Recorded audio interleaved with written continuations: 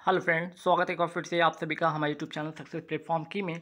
और दोस्तों, आज यहाँ पे साइंस के आज यहाँ पे साइंस के जितने भी महत्वपूर्ण 2000 प्लस 2000 प्लस जो क्वेश्चन की सीरीज़ है उसको मैं लेकर आया हूँ। 4 पार्ट में होगा। ये 4 पार्ट में होगा। आज जो पहला पार्ट है यहाँ पे, ये फर्स्ट पार्ट में आपको 600 मैं क्वेश्चन करा रहा हूँ आज की इस वीडियो में। बाकी का सेकंड, थर्ड और फोर्थ पार्ट जो होगा उसमें ये 2000 प्लस वाली जो है क्वेश्चन का जो है सीरीज ख़त्म हो जाएगा। जिनको इसकी पीडीएफ लेनी होगी वो क्या करेंगे, 75 रुपये पे करके ले सकते हैं। फ़ोनपे, पेटीएम, गूगल पे और के है ना, फ़ोनपे, पेटीएम, गूगल पे, अमेजन पे से इस नंबर पे पेमेंट करने के बाद पेमेंट का स्क्रीनशॉट व्हाट्सअप कर दीजिएगा, आपको पीडीएफ आपको मिल जाएगा। करंट अफेयर्स की भी पीडीएफ अवेलेबल है और जीके, साइंस, स्टैटिक जीके की पीडीएफ अवेलेबल है। 10,000 क्वेश्चन का कलेक्शन है, 150 रुपये इसकी प्राइस है। तो देख सकते हैं इतने में महत्वपूर्ण सवाल है जो कि आपके कहीं ना कहीं एग्जाम में पूछे गए थे। उन सारे क्वेश्चन को मैं यहाँ पे लेकर आया हूँ। साथ ही साथ उससे रिलेटेड जितने भी सवाल बन सकते हैं मैक्सिमम, उन सारे के सारे सवाल को भी यहाँ पे रखने का प्रयास किया हूँ, जो कि आप लोग के एग्ज़ाम में 100% मार्क्स दिलाएगा।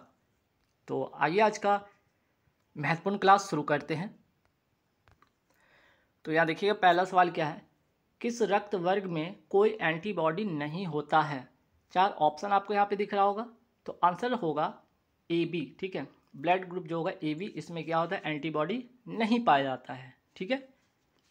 तो सवाल आएगा कि किस रक्त वर्ग में एंटीजन नहीं बनता है या एंटीजन नहीं पाया जाता है। तो ब्लड ग्रुप ओ में। तो ब्लड ग्रुप ओ की अगर मैं बात कर लूँ तो इसमें क्या एंटीजन नहीं बनता है, और एंटीबॉडी की अगर मैं बात करूँ ए बी में नहीं बनता है।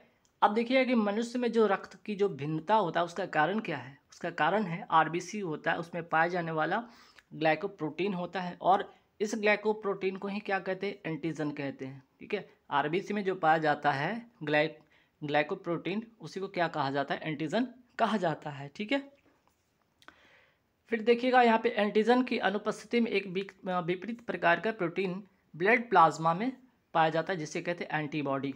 तो प्लाज्मा में, अगर ब्लड प्लाज्मा में बात करें तो वो एंटीबॉडी की बात होता है। आरबीसी की अगर मैं बात करूँ, वहाँ पे आरबीसी में क्या बनता है, एंटीजन बनता है ना।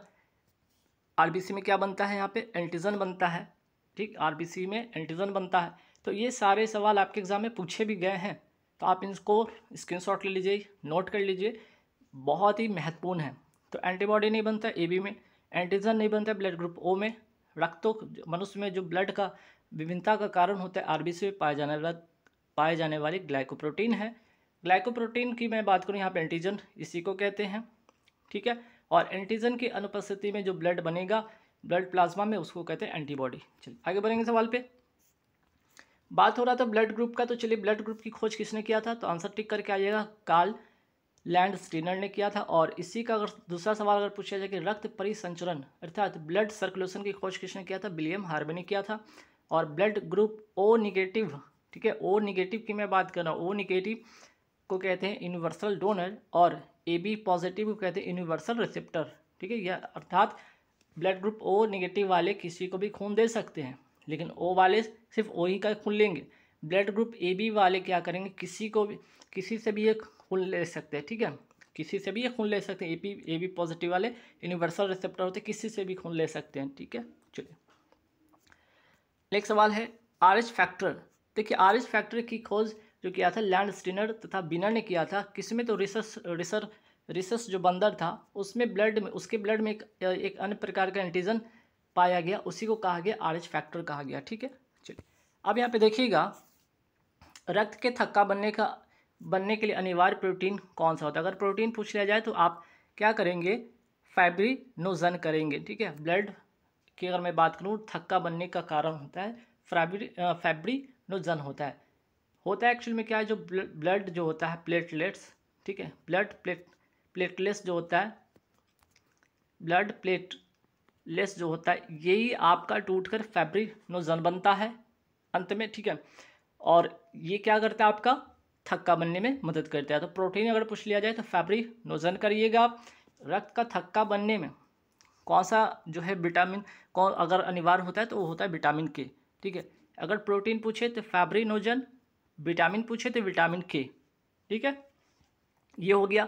जैसे ये एक्चुअल में जो हाथ आपका कट जाता है, हाथ छट जाता है ना, कट जाता है, तो जो ब्लीडिंग होता है, ठीक है, ब्लीडिंग होता है, मान लीजिए उंगली आपका है यहाँ कट गया, ठीक है, तो ब्लीडिंग होता है यहाँ पे, क्या करता है, ब्लीडिंग को क्लॉट करके रोकने का काम करता है, ठीक है।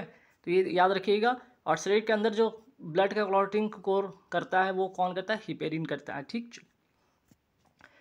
जो सामान्यतः रक्त का थक्का बनने का समय होता है वो कितना समय लगता है, 2 से 5 मिनट में रक्त का थक्का बन जाता है। मीन्स के हाथ अगर कट छट गया तो 2 से 5 मिनट आपका जो वहाँ पे क्लॉटिंग बनेगा और ब्लड को रोक देगा। अब भाई ब्लड का कार्य क्या है, देखिएगा यहाँ पे ब्लड का जो कार्य है शरीर के ताप को कंट्रोल करता है, शरीर को जो है रोगों से रक्षा करता है, ये दोनों बातें याद रखिएगा। तो ताप का टेम्परेचर को कंट्रोल करता है और प्रोटेक्शन करता है डिजीज से। विटामिन का आविष्कार, अगर बात हो रही थी विटामिन का, है ना, यहाँ पे वर्ड आया था विटामिन, तो विटामिन का आविष्कार किसने किया था, फंक ने किया था। बात होता है विटामिन के, विटामिन के का रासायनिक नाम होता है क्या, फिलोक्विनोन होता है, ये भी मोस्ट इंपॉर्टेंट, और रक्त के थक्का बनने में ये काम करता है। फिर बात करते हैं म्यूज मेटल किस मिश्र धातु का बना होता है, तो मिश्र धातु होता है कॉपर तथा जिंक, ठीक है, कॉपर तथा जिंक का बना होता है, नोट कर लीजिएगा। अगर सवाल आ जाए कि कॉपर जो है जिसको तांबा कहते हैं हिंदी में, इसका क्या है, क्यूप्राइट हो गया, कॉपर ग्लास हो गया, कॉपर प्राइट हो गया, पाइराइट, ठीक है, और इसका परमाणु संख्या 29 होता है। जिंक की अगर मैं बात करूँ इसका एस को होता है, ठीक है, जिंक प्लेट, कैलेमाइन, जिंकाइट, और इसका परमाणु संख्या होता है 30 होता है, ठीक है। तो परमाणु संख्या याद रखिए, जैसे मैग्नीशियम का होता है 12, एल्युमिनियम का होता है आपका 13, ठीक है, लोहा का होता है 26, इससे आप याद रखिएगा। नेक्स्ट सवाल पे आते हैं कि निम्न विकिरणों में से किसे हवा द्वारा सर्वाधिक सुगमता से रोका जा सकता है, आंसर टिक करके आइएगा आप, अल्फा किरण, ठीक है, आंसर टिक करके आइएगा अल्फा किरण। अब यहाँ पे देखिएगा अल्फा बीटा किरण, दो यहाँ पे ऑप्शन में अल्फा भी है, बीटा भी है, गामा भी है, एक्स किरण भी है। तो अल्फा बीटा जो है, पहली बात कि विद्युत चुम्बकीय तरंग है नहीं, ठीक है। अगर भेदन क्षमता की मैं बात करूँ तो आपका होता है अल्फा होता है, बीटा होता है और गामा होता है। तो सबसे ज़्यादा भेदन क्षमता होता है गामा का होता है, ये भी नोट करके रखिएगा। एक्स किरण तथा गामा किरण, ये दोनों क्या है आपके, एक्स और गामा किरण जो है आपके विद्युत चुम्बकीय तरंग है। अल्फा तथा बीटा जो किरण, इसकी खोज किसने किया था, रदरफोर्ड ने किया था, और परमाणु संरचना की खोज भी रदरफोर्ड ने किया था। ये सारी बातें आप रट लीजिएगा, और सारे के सारे एग्जाम में पूछा हुआ सवाल है। परमाणु के नाभिक की खोज किसने किया था, रदरफोर्ड ने किया था। वही बात करते गामा किरण की खोज किसने किया था, पॉल बिलार्ड ने किया था। एक्स किरण की खोज बहुत बार रिपीटेड क्वेश्चन है, ठीक है, बहुत बार ये रिपीटेड क्वेश्चन है कि एक्स किरण की खोज किसने किया था, रोएंटजन ने किया था। अब आइए यहाँ पे देखते हैं कि क्लोरीन जो है, ठीक है, क्लोरीन 17 और यहाँ पे 35, फिर क्लोरीन 17 और यहाँ पे 37, ये है क्या एक्चुअल में, देखिएगा यहाँ पे दोनों क्या है आपका, ये है आपका परमाणु संख्या, इसको कहते हैं परमाणु संख्या कहते हैं, जो कि यहाँ पे इलेक्ट्रॉन या ये प्रोटॉन होता है, और ये आपका क्या होता है यहाँ पे इसको इलेक्ट्रॉन प्रोटॉन जो होता है, ठीक है, ये होता है आपका द्रव्यमान। यहाँ पे क्या होता है, द्रव्यमान होता है, जिसको ए से डिनोट करते हैं, परमाणु संख्या को जेड से डिनोट करते हैं, ये भी ध्यान रखिएगा।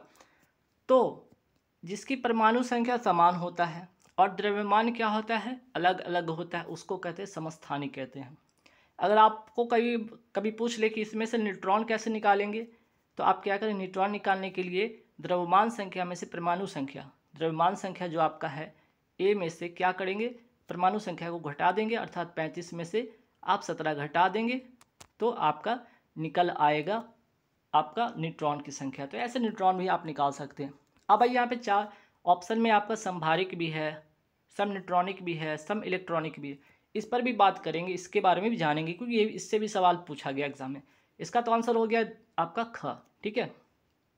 अब ये समस्थानिक के बारे में तो वो हमने समझ लिया एग्जाम्पल से, फिर भी यहाँ पे परिभाषा देख लीजिए, इससे होता है कि समस्थानिक किसको कहते हैं, परमाणु संख्या समान, जिसके परमाणु संख्या समान और परमाणु द्रव्यमान भिन्न होते हैं उसे कहते हैं, उसे समस्थानिक कहते हैं। जिसमें भी मैंने बताया कि प्रोटॉन की संख्या भी समान होती है ना, प्रोटॉन की संख्या भी समान होती है, और न्यूट्रॉन की संख्या जो होती है भिन्न होती है, प्रोटॉन की संख्या समान होती है। देखा था आपने, क्लोरीन का मैंने क्या लिया था, क्लोरीन का 17 और 35 लिया, यहाँ पे क्लोरीन का 17 और 37 लिया था। ये देख रहे थे, ये क्या है आपका प्रोटॉन, दोनों क्या है, प्रोटॉन दोनों समान है।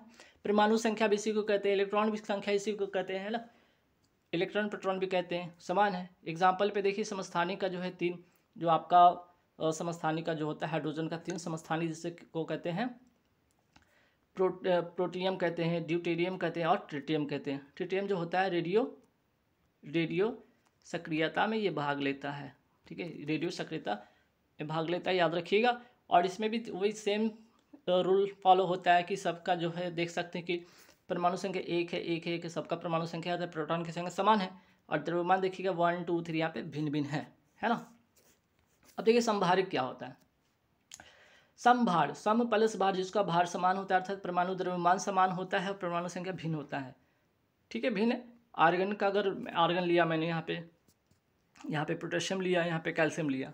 अब इसका देखिएगा आर्गन का 18 परमाणु संख्या होता है, पोटेशियम का 19 होता है और इसका 20 होता है। अगर मैं इसका परमाणु इसका द्रव्यमान लेता हूँ, सबका क्या है 40 है, तो क्या मैंने कहा द्रव्यमान समान है। देख रहे हैं द्रव्यमान सभी में समान है, परमाणु संख्या भिन्न है, हाँ भिन्न है, यहाँ पे 18 है, यहाँ 19 है, यहाँ 20 है, तो इसको कहते हैं आप समभारिक कहते हैं। और मैंने बताया न्यूट्रॉन निकालना हो तो घटा दीजिएगा, ठीक है, आप घटा दीजिएगा द्रव्यमान संख्या से परमाणु संख्या को घटा दीजिएगा, ठीक। अब आते सम न्यूट्रॉनिक किसको कहते हैं। सम से समान, न्यूट्रॉन से मतलब कि न्यूट्रॉन की संख्या समान जिसमें होती है, न्यूट्रॉन की संख्या समान होती है। जैसे एग्जांपल यहाँ पे 1s3 हो गया, 2He4 हो गया। मैंने क्या बताया था, न्यूट्रॉन निकालना हो तो द्रव्यमान में से, जो द्रव्यमान है उसमें से परमाणु जो संख्या है उसको घटा देंगे, 3 में से 1 घटाएंगे बचेगा 2। यहाँ भी न्यूट्रॉन निकालना है, 4 में से 2 घटाएंगे बचेगा 2। आप समझ में आया क्या कि यहाँ पे क्या हो रहा है, न्यूट्रॉन की संख्या समान है, ठीक है। चलिए अब आते हैं सम इलेक्ट्रॉनिक्स, जिसके इलेक्ट्रॉनिक्स विन्यास समान होते हैं। जैसे देख लीजिएगा यहाँ पे क्या है, नियॉन का जो होता है परमाणु संख्या 10 होता है। अब यहाँ पे Na एक बार प्लस लिखा हुआ है, तो सोडियम का आपको पता है कि 11 होता है परमाणु संख्या, लेकिन अगर एक यहाँ पे प्लस है तो उसमें से 1 घटाएंगे तो बचेगा 10। फिर देखेंगे मैग्नीशियम पर 2 बार प्लस है, मतलब क्या Mg का मैग्नीशियम का परमाणु संख्या 12 होता है, अर्थात इसमें से 2 जो इलेक्ट्रॉन होंगे माइनस होंगे, अर्थात यहाँ से बचेगा 10। एल्युमिनियम पर 3 है चार्ज, ठीक है, तो एल्युमिनियम पे क्या है 3 चार्ज है, अर्थात एल्युमिनियम का परमाणु संख्या 13 में से 3 घटाएंगे, चूँकि 3 चार्ज है 3 घटाएंगे तो 10 बचेगा। 10 10 10 और 10, तो क्या ऑल हैव 10 इलेक्ट्रॉन्स हो गया, अर्थात परमाणु जो इसका होगा 2 8 इसका होगा, इलेक्ट्रॉनिक विन्यास सभी का 2 8 होगा, ठीक है। समावयवता जिसको कहते हैं आइसोमेरिज्म कहते हैं, जब 2 या अधिक यौगिक के अणुसूत्र समान होते हैं परंतु उनके गुणसूत्र में अंतर होता है, उनके गुणों में अंतर होता है। अणुसूत्र क्या होंगे, देखने में तो समान होंगे, गुण अंतर होगा। देखिए आगे क्या सवाल है, आगे सवाल है आपका बहुलीकरण। आगे जो सवाल है आपका बहुलीकरण, जिसको इंग्लिश में कहते हैं पॉलीमेराइजेशन, ठीक है, पॉलीमराइजेशन इसको कहते हैं। अब इसको समझिएगा क्या है, देखिए बहुलीकरण जिसको कहते हैं पॉलीमराइजेशन कहते हैं, एक ही यौगिक के 2 अथवा अधिक अणु आपस में सहयोग करके एक बड़ा अणु बन जाता है। 2 या 2 से अधिक अणु आपस में संयोग करके एक बड़ा अणु बन जाएगा तो कहते हैं पॉलीमराइजेशन कहते हैं, इसको पॉलीमराइजेशन कहते हैं। और इस अभिक्रिया में भाग लेने वाले अणु को, इस अणु को मोनोमर कहते हैं और उत्पाद को पॉलीमर कहते हैं या बहुलक कहते हैं, ठीक है। प्रकाश की डुअल नेचर किससे दर्शाई जाती है, प्रकाश की डुअल नेचर या द्वैत प्रकृति जो होती है किससे दर्शाई जाती है, विवर्तन तथा फोटो इलेक्ट्रिक प्रभाव से इसको दर्शाया जाता है। अब यहाँ पे आप देख सकते हैं कि विवर्तन भी आ रहा है वर्ड, यहाँ पे परावर्तन भी है, अपवर्तन भी है, व्यतिकरण भी है, पूर्ण आंतरिक परावर्तन भी। वेरी वेरी इंपॉर्टेंट है, ठीक है, वेरी वेरी इंपॉर्टेंट, क्योंकि इससे सवाल आपके एग्जाम में पूछ लिया जाता है। सबसे पहले अगर परावर्तन की बात करते हैं तो क्या होता है, परावर्तन में प्रकाश आती है एक सतह से, ठीक है, एक सतह से टकराकर वापस चली जाती है, इसी को कहते हैं परावर्तन। आपतित किरण किसी परावर्तक सतह से टकराकर वापस चली जाती है, इसे कहते हैं परावर्तन कहते हैं, रिफ्लेक्शन हो गया। अब आइए विवर्तन के बारे में बात करते हैं और अपवर्तन। सबसे पहले अपवर्तन की बात करें, परावर्तन तो हो गया, परावर्तन क्या होता था, आया प्रकाश टकरा के वापस चला गया, ये हो गया परावर्तन, है ना, ये हो गया परावर्तन। लेकिन अपवर्तन क्या होगा, जैसे सूर्योदय के पहले एवं सूर्यास्त के बाद भी सूर्य का दिखाई देना अपवर्तन के कारण होता है। अगर आप एक बीकर लेते हैं, ठीक है, एक बीकर लेते हैं, इसमें अगर यहाँ से अगर सपोज कीजिए इस तरह से नहीं, अगर आप कोई एक कांच, एक क्या है कांच है, इससे अगर आप क्या करेंगे सन को लाइट को जो है आप पास कराएंगे तो क्या होगा, यहाँ से थोड़ा सा अभिलंब की ओर झुकेगा और इसके बाद अभिलंब से दूर भागेगा। ठीक, तो कोई आपतित किरण है, यहाँ पे क्या है आपका सघन माध्यम हो गया, यह आपका सघन माध्यम हो गया, यहाँ पे विरल माध्यम हो गया। ठीक है, तो सघन माध्यम से विरल माध्यम में गया तो अभिलंब की ओर क्या हुआ, झुका, और विरल माध्यम से फिर सघन माध्यम में गया तो अभिलंब से दूर भागा प्रकाश। इसी को कहते हैं अपवर्तन के कारण। कई बार आप देखेंगे कि अगर आपका गिलास है, ठीक है, इसमें एक सिक्का रखा हुआ, ये भी उभरा हुआ दिखता है, ये भी अपवर्तन के कारण होता है। अगर आप गिलास में अगर कोई छड़ डाल देते हैं, ये टेढ़ी दिखती है, ये भी अपवर्तन के कारण होता है। कि बाल्टी में एक लंबा रॉड रख देंगे तो वो भी आपको टेढ़ा दिखेगा थोड़ा, अपवर्तन के कारण। सिक्का पानी में उठा हुआ दिखता है, ये भी अपवर्तन के कारण। तो अपवर्तन के कारण ये सब हो गया। अब पूर्ण आंतरिक परावर्तन किसको कहते हैं, ठीक है, जैसे हीरा का चमकना, रेगिस्तान में मरीचिका बनना। मरीचिका का मतलब होता है दूर से देखने में लगेगा कि पानी है पर एक्चुअली वो बालू है। और ऑप्टिकल फाइबर्स हो गया, जब आप पेट का इंडोस्कोपी कराते हैं, इंडोस्कोपी जब आप कराते हैं पेट का, तो उसमें भी यहाँ पे क्या होता है, पूर्ण आंतरिक परावर्तन पर आधारित ही होता है। ठीक है, चलिए विवर्तन क्या होता है। विवर्तन जिसको कहते हैं डिफ्रैक्शन, अर्थात प्रकाश तरंगों द्वारा किसी बाधा का सामना करने और परिणाम स्वरूप वस्तु के चारों ओर झुकने की घटना को विवर्तन कहते हैं। इसको एग्जाम्पल से आप समझिए, जैसे किरीट या कोरोना कहते हैं, पानी की बूंदों द्वारा प्रकाश का विवर्तन हो जाता है। सूर्य या चंद्र ग्रहण देखते होंगे, उसके किनारे किनारे एक थोड़ा सा वो दिखता है ना इस तरह से, और छोटी सी जगह से बहता हुआ पानी। ठीक है, ये सारे के सारे क्या है, विवर्तन का कारण है। ठीक है, फिर बात करते हैं व्यतिकरण। इंटरफेरेंस क्या होता है। इंटरफेरेंस होता है जब समान आवृत्ति की दो प्रकाश तरंगे किसी माध्यम में एक ही दिशा में गमन करती है और उनके अध्यारोपण के फलस्वरूप प्रकाश की तीव्रता में परिवर्तन हो जाता है। जैसे कि उदाहरण से समझिए, साबुन के बुलबुले का रंगीन दिखाई देना, जल की सतह पर फैली हुई किरासन तेल की परत का चमकना, ये सब व्यतिकरण का एग्जाम्पल है। ठीक है, व्यतिकरण का ही एग्जाम्पल ये है। और रात में स्ट्रीट लैम्प लाइट के चारों ओर रिंग बनना, ये भी आपका व्यतिकरण का ही एग्जाम्पल है।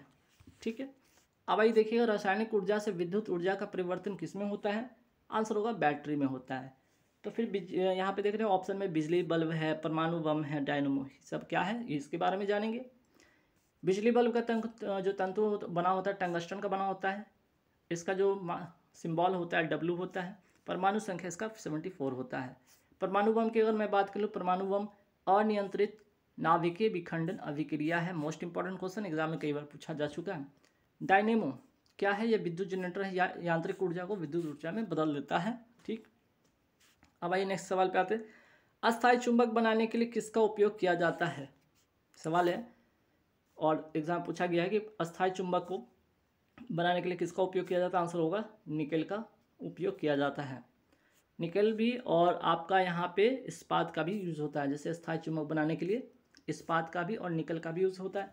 इस्पात किसका मिश्रण होता है, लोहा और कार्बन का मिश्रण होता है। सवाल ये भी आया कि इस्पात किसका मिश्रण है, 4 ऑप्शन है।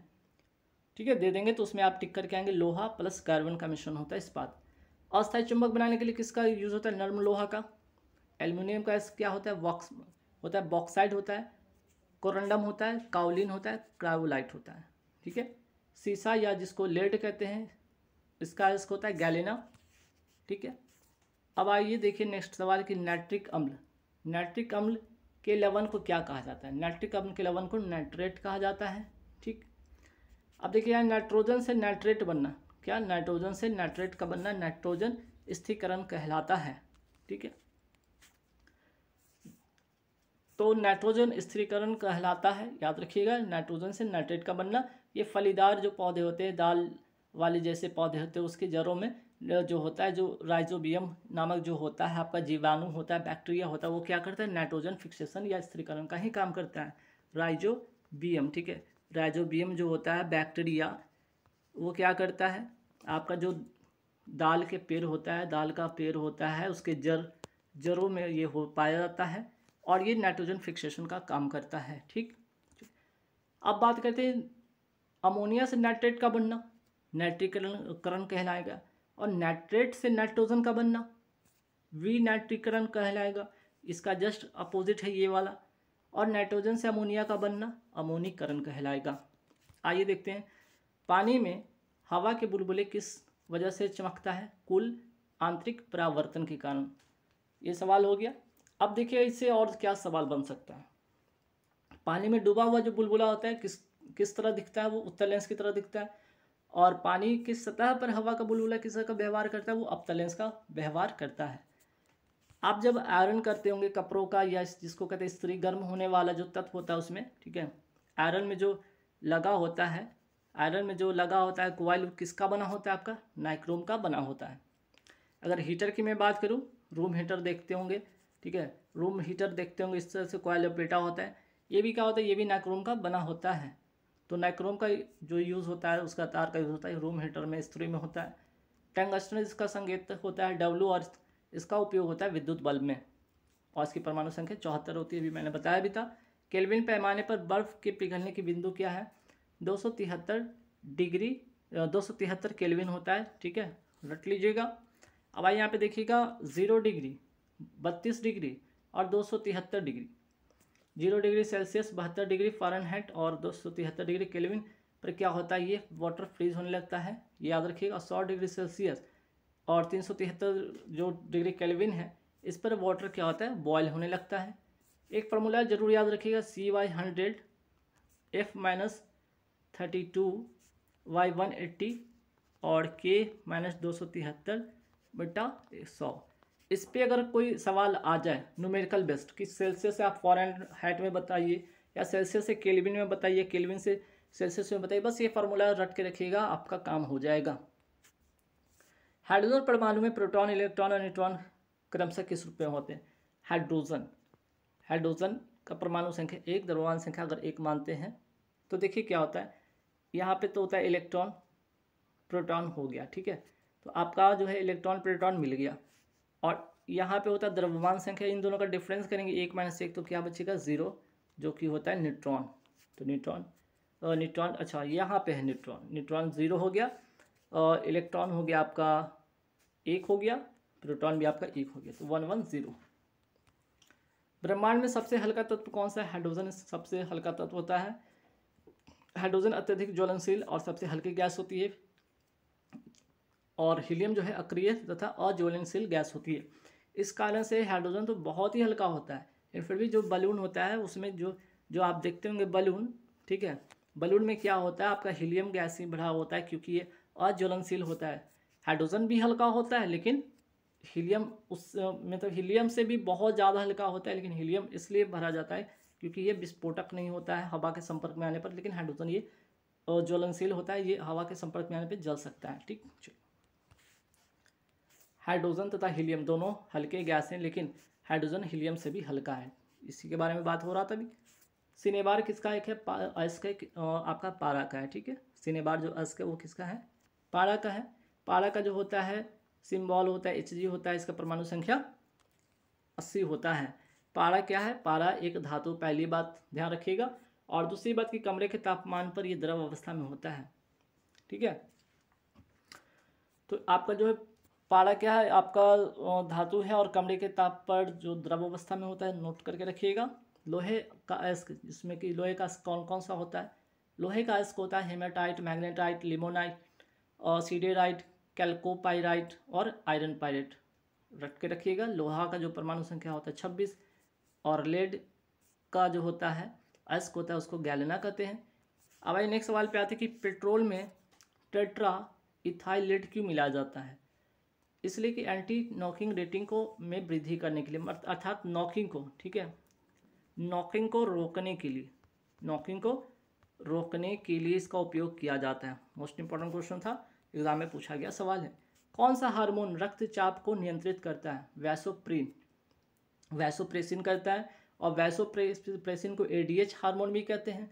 एडीएच का फुल फॉर्म होता है यहाँ पे एंटी डाईयूरेटिक हार्मोन भी कहते हैं इसको। ये पिट्यूटरी ग्लैंड से निकलता है और पानी का, शरीर में पानी को कंट्रोल करता है ये, ठीक है।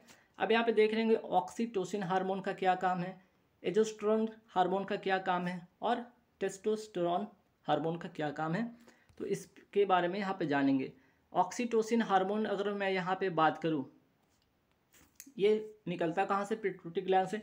पिट्यूटरी ग्लैंड होता है कहाँ, तो ब्रेन में जो होता है ये स्थित होता है, ब्रेन में ये स्थित होता है पिट्यूटरी ग्लैंड, ठीक है, जो महिलाओं में प्रसव में मदद करता है। और दूसरा अगर मैं बात करूँ टेस्टोस्टेरोन हार्मोन, ये कहाँ होता है, ये मेल में पाया जाता है, ये मेल में पाया जाता है। और जो होता है मेल के टेस्टिस में, ये टेस्टिस से ये स्रावित होता है टेस्टोस्टेरोन हार्मोन। अगर मैं बात करूँ पुरुषों में, अगर टेस्टिस की संख्या होती है कितनी, 2 या 1 जोड़ी होता है। और एजोस्टेरोन की अगर मैं बात करूँ, ठीक है, तो ये फीमेल में ओविडक्ट, ठीक है, अंडवाहिनी ओविडक्ट के परिवर्तन को पूर्ण ये करता है। अगर मैं बात करूँ यहाँ पे प्रोजेस्टेरॉन जो हार्मोन है, इसका काम है क्या, जो है फीमेल में स्तन वृद्धि में सहायता करता है। और रिलैक्सेशन हार्मोन जो होता है, ये गर्भाशय ग्रीवा को चौड़ा करता है ताकि बच्चे आसानी से पैदा होंगे, ठीक है। फिर बात करते हैं अंडाशय, जिसको कहते हैं ओवरी कहते हैं। ओवरी क्या होता है, ओवरी से स्रावित होने वाले हार्मोन कौन कौन से हैं जो कि फीमेल में होता है, जैसे एस्ट्रोन की मैं बात कर लिया, प्रोजेस्टेरॉन की बात होगी और रिलैक्सिन की बात होगी। रिलैक्सिन यहाँ पे बात हो गया, प्रोजेस्टेरॉन यहाँ पे बात हो गया। एस्ट्रोन जो होता है आपका एक जो होता है उसका परिवर्तन का काम करता है। हल्की विद्युत प्रवाह का पता लगाने के लिए क्या साधन उपयोग होता है, गैल्वेनोमीटर का, ठीक है। ये भी सवाल बहुत ही महत्वपूर्ण है, ठीक है। गैल्वेनोमीटर विद्युत प्रवाह, परिपथ में हल्की विद्युत प्रवाह को पता लगाने के लिए किया जाता है, गैल्वेनोमीटर का। अब देखिए गैल्वेनोमीटर को अमीटर में बनाया जाता है समांतर क्रम श्रेणी में निम्न प्रतिरोध लगाकर, इसको ऐसे ट्रिक से याद रखें। गैप होता है निगेटिव में, तो जी से हो गया गैल्वेनोमीटर, ए से हो गया आपका अमीटर और पी से हो गया पैरेलल अर्थात समांतर। और आगे बढ़ेंगे गैल्वेनोमीटर को, ठीक है, गैल्वेनोमीटर को वोल्ट मीटर बनाया जाता है। अगर GSLV आप देखा है जो होता है कि आपका सैटेलाइट लॉन्चिंग व्हीकल होता है, इसको याद रखिएगा इस तरह से कि जी से हो गया आपका गैल्वेनोमीटर, वी से हो गया आपका वोल्ट मीटर, ठीक है, एस से हो गया आपका श्रेणी क्रम, सीरीज जिसको कहते हैं। और उच्च प्रतिरोध चूंकि लॉन्ग होता है तो प्लस में मान लीजिएगा इसको, तो उच्च प्रतिरोध का काम ही करेगा, ठीक है। तो गैल्वेनोमीटर के बारे में आपने जाना। और इसी से एक और सवाल बनेगा, शंट क्या है, यह एक अत्यंत कम प्रतिरोध वाला तार होता है, पहला बात। और इसका काम क्या है, शंट का काम है परिपथ की किसी शाखा से होकर जाने वाली धारा को एक दूसरे मार्ग में भेजना, जा रही धारा एक दूसरे मार्ग में इसको भेजना, शंट का काम है। परिपथ में बहने वाली धारा को ये मापता है, ठीक है। अब देखिएगा यहाँ पे हो गया वोल्ट मीटर के बारे में बात होगी कि परिपथ में विद्युत धारा को मापता है। अमीटर का क्या काम है, विद्युत धारा को एम्पियर में मापने का काम करता है। और ये जो होता है परिपथ में सदा श्रेणी क्रम में होता है, इसको ऐसे याद रखिए ट्रिक से। आई से होता है जो है विद्युत धारा का प्रतीक होता है, एम्पियर जो होता है आपका विद्युत धारा, आई करंट से इसको सूचित करते हैं। तो इसको ए से क्या करेंगे, ए हो गया अमीटर और एस से हो गया सीरीज श्रेणी क्रम में, ठीक है। वोल्ट मीटर की मैं बात करूँ, परिपथ में किन्हीं दो बिंदुओं के बीच विभवांतर को मापता है। वोल्ट मीटर को कैसे याद रखिएगा, VIP से। तो देखिए V से वोल्ट मीटर हो गया और I से इसका करंट मापता है, उसके विभवांतर को मापता है, विभव जो होता है विद्युत धारा जो प्रवाह होता है उसके अंतर को मापता है। और P से आप यहाँ पे पैरेलल, इसको याद रखिएगा। विद्युत फ्यूज परिपथ में उपकरणों की सुरक्षा करता है और ये सदैव श्रेणी क्रम में होता है। फ्यूज को कैसे आप लिखते हैं, फ्यूज, F से हो गया फ्यूज, S से हो गया आपका सीरीज श्रेणी क्रम में हो गया ट्रिक से। विभवांतर और विद्युत विभव का ऐसा मात्रक क्या होता है, दोनों का मात्रक होता है वोल्ट होता है। विद्युत धारिता का मात्रक फैराड होता है। पारा थर्मामीटर का आविष्कार, देखिएगा दोनों सवाल इंपॉर्टेंट है। पारा थर्मामीटर का आविष्कार किसने किया, फ़ारेनहाइट ने किया। क्लिनिकल थर्मामीटर का आविष्कार किसने किया, थॉमस क्लिफोर्ड एल्बर्ट ने किया, ठीक है।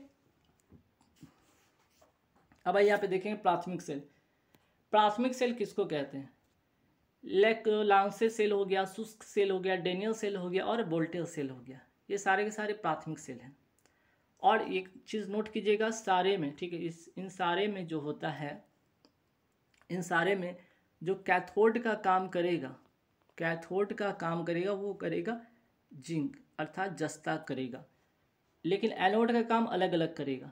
जैसे कि लेक्लांसे में इसमें जो है इसमें कार्बन करेगा, शुष्क सेल में भी कार्बन करेगा, डेनियल में आपका तांबा करेगा और वोल्ट में भी आपका तांबा करेगा। ठीक है, तो एनोड का काम, ये कैथोड का काम था, एनोड का ये काम है, एनोड का काम है। ठीक है, तो लेक्लांके सेल में आपका कार्बन हो गया, आपका एनोड का काम करेगा, और कैथोड का काम जिंक करेगा। शुष्क सेल में कार्बन का जो काम करेगा वो करेगा आपका एनोड का, और कैथोड जिंक का करेगा। अब ये प्राथमिक सेल, इसका काम क्या, रासायनिक ऊर्जा को सीधे विद्युत ऊर्जा में परिवर्तित करता है। एक बार प्रयोग होने के बाद ये बेकार हो जाता है, पहली बात। अगर मैं बात करूँ यहाँ वोल्टेज सेल, वोल्टेज सेल का आविष्कार किसने किया था, एलिजांड्रो वोल्टा ने किया था। अभी मैंने बताया वोल्टेज सेल का एनोड काम करेगा तांबा से, कैथोड जिंक से करेगा। शुष्क सेल में जो कार्बन है एनोड का काम करेगा, जस्ता कैथोड का काम करता है। शुष्क सेल में विद्युत अपघट के रूप में होता है, नौसादर का घोल होता है जिसको कहते हैं अमोनिया क्लोराइड, NH4Cl होता है। लेक्लांके सेल की अगर मैं बात करूँ, इसका उपयोग कहाँ था, विद्युत घंटी टेलीफोन में होता है। ठीक है, चलिए इतनी बातें आप ध्यान रखिएगा क्योंकि यहाँ से सवाल आपका एग्जाम में बना है। सीसा संचायक सेल में विद्युत अपघट के रूप में होता है, H2SO4 तनु H2SO4 होता है। अनैक्षिक क्रिया, देखिए यहाँ ये महत्वपूर्ण सवाल है। अनैक्षिक क्रिया इनवॉल्ट्री जो होता है, अनैक्षिक जो होता है मांसपेशिया किनके द्वारा नियंत्रित होता है, अनैक्षिक मांसपेशिया किनके द्वारा नियंत्रित होता है, मेडुला ऑब्लंगाटा में। ठीक है, ये ब्रेन का, ये ब्रेन जो है आपका, ये ब्रेन का जो है सबसे पीछा भाग, पश्च भाग है ये। अगर बात ब्रेन की हो रही तो चलिए ब्रेन पर पूरे इसके बारे में जानकारी लेंगे, है ना, इससे रिलेटेड क्या क्या सवाल बनेगा। देखिए सबसे पहले ब्रेन का पार्ट होता कितना है। ब्रेन का आपका 3 पार्ट होता है, 3 भाग होता है, अग्र मस्तिष्क, मध्य मस्तिष्क और आपका पश्च मस्तिष्क होता है, पश्च मस्तिष्क होता है जिसको सेरिब्रम भी कहते हैं, अग्र मस्तिष्क को। उसके बाद दूसरा होता है सेरिब्रल होता है, और तीसरा होता है सेरिबेलम होता है ना। ये तीनों महत्वपूर्ण है जो कि ध्यान रखिएगा। सेरिब्रम हो गया, इस अग्र मस्तिष्क का भी 2 पार्ट होता है, एक तो सेरिब्रम हो गया और डाईएनसेफ्लॉन हो गया। मध्य जो मस्तिष्क होता है कॉर्पोरा कार्डिजेमिना होता है, सेरिब्रल होता है, और पश्च मस्तिष्क में होता है सेरिबेलम और मेडुला ऑब्लंगाटा होता है। ठीक है, मेडुला ऑब्लंगाटा होता है जिसके बारे में भी मैंने बात भी किया था कि जो अनैच्छिक होता है मांसपेशिया वो कंट्रोल करता है। कौन करता है, किसको करता है, किसके द्वारा होता है, मेडुला ऑब्लंगाटा के द्वारा। अब आइए सबके बारे में बारी बारी से देखेंगे।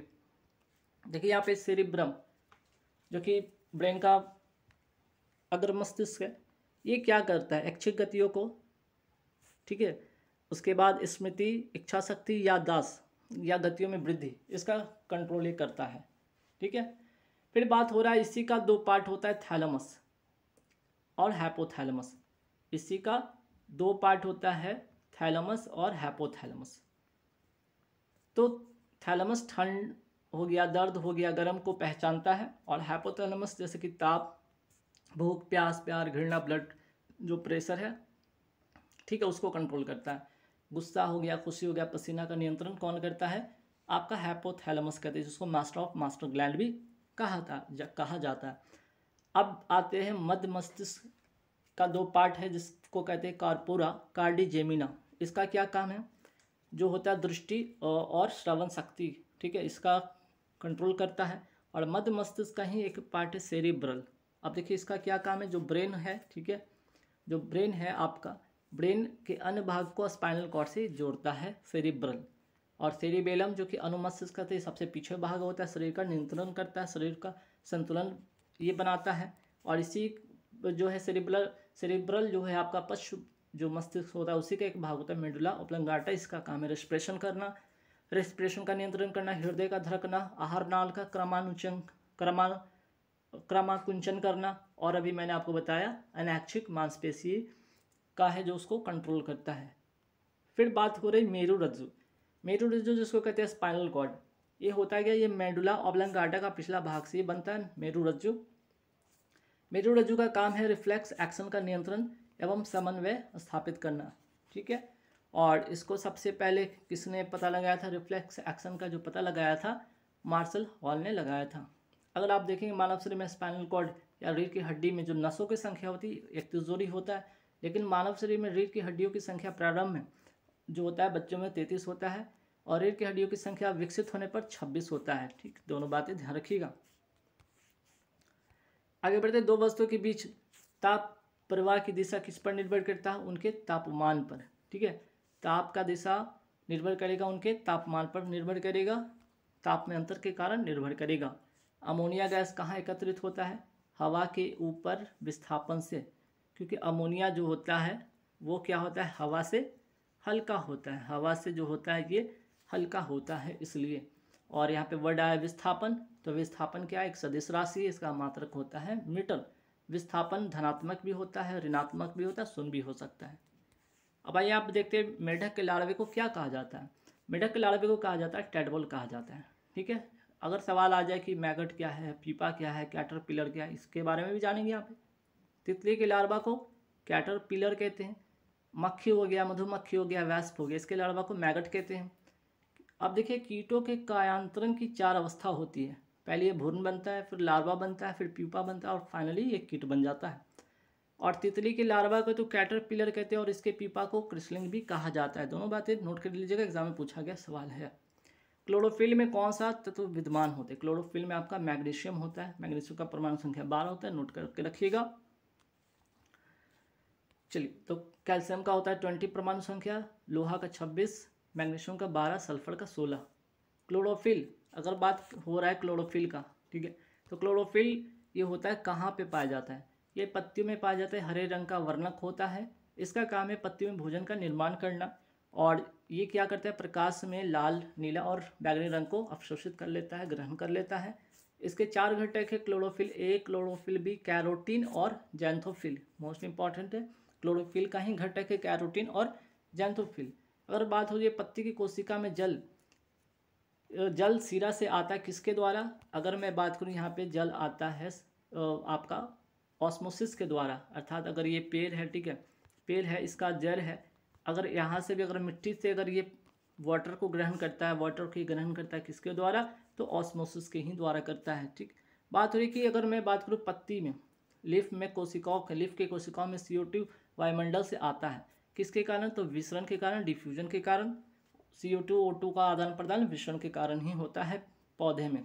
ठीक है, या मनुष्य में अगर बात करें, फेफड़े में जो होता है, फेफड़े का एल्वेओली होता है, एल्वेओली होता है, उसके तो थ्रू भी आपका ऑक्सीजन और CO2 का जो आदान प्रदान होने का कारण भी होता है डिफ्यूजन। ठीक है, और प्रकाश संश्लेषण पौधे में ही होता है। प्रकाश संश्लेषण में होता है कि इस क्रिया द्वारा पौधे अपना भोजन बनाते हैं। कहाँ बनाते हैं? भोजन अपना बनाता है पत्तियों में। ठीक है, पौधे अपना भोजन कहाँ बनाते हैं? पत्तियों में, वहीं पे होता है प्रकाश संश्लेषण। और प्रकाश संश्लेषण क्रिया होती है एक ऑक्सीडेशन रिडक्शन अभिक्रिया या दोहरी अपघटन अभिक्रिया भी इसको कहते हैं। इसमें जल का अपचयन ऑक्सीडेशन से ऑक्सीजन बनता है और CO2 के अपचयन से, रिडक्शन से ग्लूकोज का निर्माण होता है। अब आइए प्रकाश संश्लेषण की अभिक्रिया को समझते हैं। पौधे क्या लेगा? CO2 लेगा, H2O लेगा, मतलब कार्बन डाइऑक्साइड लेगा, जल लेगा, और क्या होगा?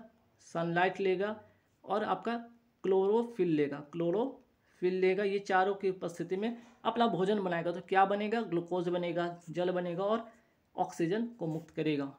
ठीक है, तो याद रखिएगा, भोजन अगर प्रकाश संश्लेषण का लेगा तो उसमें CO2 लेगा। ठीक है, तो प्रकाश संश्लेषण की क्रिया के लिए वो CO2 लेगा। लेकिन अगर श्वसन के लिए लेगा तो श्वसन के लिए पौधे भी क्या करते हैं? O2 लेते हैं। ठीक है, O2 लेते हैं, याद रखिएगा, पौधे श्वसन के लिए क्या करते हैं? O2 ही लेते हैं, ऑक्सीजन ही लेते हैं। ठीक है, लेकिन प्रकाश संश्लेषण के लिए वो CO2 लेते हैं। प्रकाश संश्लेषण की क्रिया जो होती है 2 अवस्थाएं होती है, याद रखिएगा। एक तो होता है प्रकाश रासायनिक क्रिया और प्रकाशहीन रासायनिक अभिक्रिया। अब दोनों समझिएगा, मोस्ट इंपॉर्टेंट बातें हैं। अगर आपसे पूछा जाए कि प्रकाश रासायनिक अभिक्रिया किस में होता है, तो क्लोरोफिल के ग्रेना में होता है। इसे हिलो रिएक्शन भी कहते हैं, वेरी इंपॉर्टेंट। ग्रेना में होता है आपका प्रकाश वाला, और प्रकाशहीन जो क्रिया होती है कहाँ होता है? क्लोरोफिल के स्ट्रोमा में होता है। ठीक है, चलिए, कोबाल्ट किस विटामिन पाया जाता है? विटामिन B12 में कोबाल्ट पाया जाता है। ठीक है, ऑप्शन में विटामिन B1 भी है, B2 भी है, B6 भी। इसके बारे में जानते हैं। B1 से होता है आपका, B1 का रासायनिक नाम है थायमिन, और इससे बेरी नामक रोग होता है। B2 को कहते हैं राइबोफ्लेविन कहते हैं, इसका रासायनिक नाम है। और त्वचा का कटना फटना ही होता है, जो त्वचा का फट जाता है विटामिन 2 की कमी से हो जाता है। त्वचा का रोग हो जाता है विटामिन 6 की कमी से, इसका रासायनिक नाम है पायरिडॉक्सिन होता है। विटामिन 3 से हो जाता है पेलेग्रा रोग, जिसको त्वचा दाद कहते हैं, और इसका रासायनिक नाम है नियासिन या निकोटिनामाइड भी इसको कहते हैं, ठीक है। और अगर मैं बात करूँ विटामिन B12 का, इसको कहते हैं फॉलिक एसिड भी कहते हैं, या टीरोइल ग्लूटामिक एसिड भी इसको कहा जाता है। पेचिस रोग, एनीमिया रोग इससे हो जाता है, ठीक है, इसकी कमी से ये रोग हो जाता है। कोढ़ एक बीमारी है, क्या है कोढ़, क्या है, एक बीमारी है जो होता है किससे, जीवाणु से होता है, ठीक है। अब जीवाणु से होता है मीन्स कि बैक्टीरिया से होता है, बैक्टीरिया से होता है, तो इसका ट्रिक है पंडित का टिक न्यू है, ठीक है, इस ट्रिक पे याद रखिएगा। तो देख रहे हैं यहाँ पे पंडित का टिक न्यू है, तो क से यहाँ पे क्या हो गया, कोढ़ हो गया, कुष्ठ रोग हो गया, इसको कुष्ठ रोग कहते हैं। कुष्ठ रोग किससे होता है, बैक्टीरिया से होता है। तो चलिए आगे देखेंगे कि बैक्टीरिया से कौन कौन से रोग होते हैं। पहले यहाँ पे प्रोटोजोआ से समझेंगे। यहाँ पे देखिए प्रोटोजोआ है, वायरस से, फंगस से, बैक्टीरिया। तो पहले प्रोटोजोआ से समझेंगे, प्रोटोजोआ से होने वाले रोग का ट्रिक। जैसे इसका होता है ट्रिक समझिएगा, पापा काम पे सोते हैं, ठीक है, ये ट्रिक है। तो पा से क्या हो जाएगा, पायरिया। मसूड़े से खून आना पायरिया के कारण होता है। और कौन से प्रोटोजोआ के कारण, एंट अमीबा जिंचुवेलिस जो होता है उसके कारण। अब देखिए आप पे से, ठीक है, यहाँ पे दिख रहा होगा, तो यहाँ पे पे दिख रहा होगा, तो पे से क्या होगा, पेचिस, जो कि आंत को इन्फेक्ट करता है। इंटेस्ट जो मानव का आंत होता है, मनुष्य का आंत होता है, उसको इन्फेक्ट करता है। और कौन से प्रोटोजोआ होता है, एंट अमीबा हिस्टोलिटिका के कारण होता है। और का, यहाँ पे का से देखिए कालाजार, जो कि बोन मैरो को क्या करता है, ये का से क्या करता है, ये का से आपका जो है कालाजार है ना, कालाजार होता है, जो कि बोन मैरो को प्रभावित करता है। लिस्मेनिया डोनोवानी जो होता है इसी परजीवी के कारण होता है, और इसका वाहक है बालू मक्खी। मोस्ट इंपॉर्टेंट क्वेश्चन, ठीक है। और उसके बाद देखते हैं म से होता है मलेरिया। म से होता है मलेरिया, जो कि आरबीसी तथा स्प्लीन को ये क्या करता है, प्रभावित करता है। और प्लाज्मोडियम जो होता है परजीवी इसके कारण होता है, इसका वाहक है मादा एनोफ्लिस, मच्छर के कारण होता है। सो से सोने की बीमारी, जो कि ब्रेन से संबंधित है। ट्रिपैनोसोमा गैम्बियंस जो होता है परजीवी के कारण होता है, इसका वाहक है सीसी मक्खी। अब आइए बैक्टीरिया से होने वाले रोग का ट्रिक, वेरी वेरी इंपॉर्टेंट है, रट लीजिएगा, ठीक है, इसको आप रट लीजिएगा। तो यहाँ पे देखिएगा पंडित का टिक न्यू है बैक्टीरिया, बैक्टीरिया से बैक्टीरिया समझिएगा, बाकी देखिएगा। पंडित में प से देखिएगा प्लेग हो गया, डी से हो गया डिफ्थेरिया हो गया, फिर त से हो गया तपेदिक या टीवी इसको कहते हैं, का से हो गया काली खांसी हो गया, टी से टिटनेस और टाइफाइड दोनों को याद रखिएगा, क से कुष्ठ रोग याद रखिएगा, न्यू से निमोनिया याद रखिएगा। और यहाँ पे एक छूट गया हैजा भी याद रखिएगा, है से हैजा, है से हैजा, ठीक है। अब देखिए बैक्टीरिया के रूप भी होते हैं, जैसे कि रड या छर के आकार में बैसिलस बैसिली कहते हैं, गोलाकार आकार में होता है कोकस कोकी होता है, कोमा के आकार में बैब्रियम बेब्रियो होता है, सर्पिला आकार में होता है सर्पिलम स्पिरिला होता है, तो इसको भी रख लीजिएगा। अब आइए डिफ्थीरिया, यहाँ पर डिफ्थीरिया देखेंगे कि डिफ्थीरिया जो होता है बैक्टीरिया से होने वाला तो रोग है।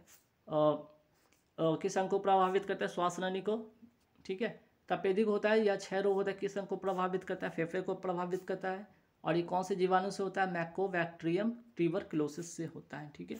हैजा भी होता है, हैजा जो होता है आपका ये भी बैक्टीरिया से होता है, हैजा भी आपका बैक्टीरिया से होता है, किस अंग को प्रभावित करता है, आंत को प्रभावित करता है। और जो जीवाणु का नाम है विब्रियो कॉलोडी इसका जीवाणु है।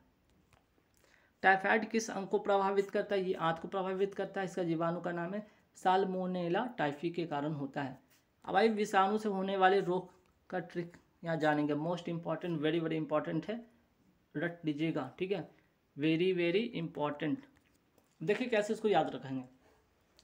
रेखा हमें हिट करके पोछे छोड़ गई, रे से रेविज हो गया, ख से खसरा हो गया, ह से हर्पिस हो गया, में से मेनिंजाइटिस हो गया, ही से हिपेटाइटिस या जिसको पीलिया कहते हैं, ट से ट्रेकोमा हो गया, फिर आपका करके छोड़ दीजिएगा इसको।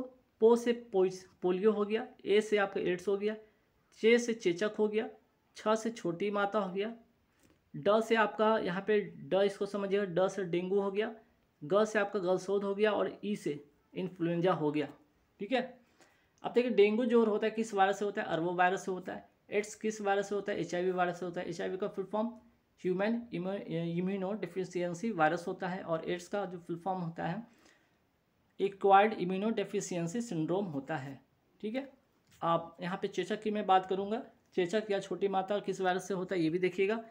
ये होता है आपका वेरियोला वायरस के कारण होता है चेचक या छोटी माता, जिसको स्पॉन पॉक्स कहते हैं। चेचक के टीके की खोज एडवर्ड जेनर ने किया था, याद रखिएगा। अब रेबीज से 3 सवाल।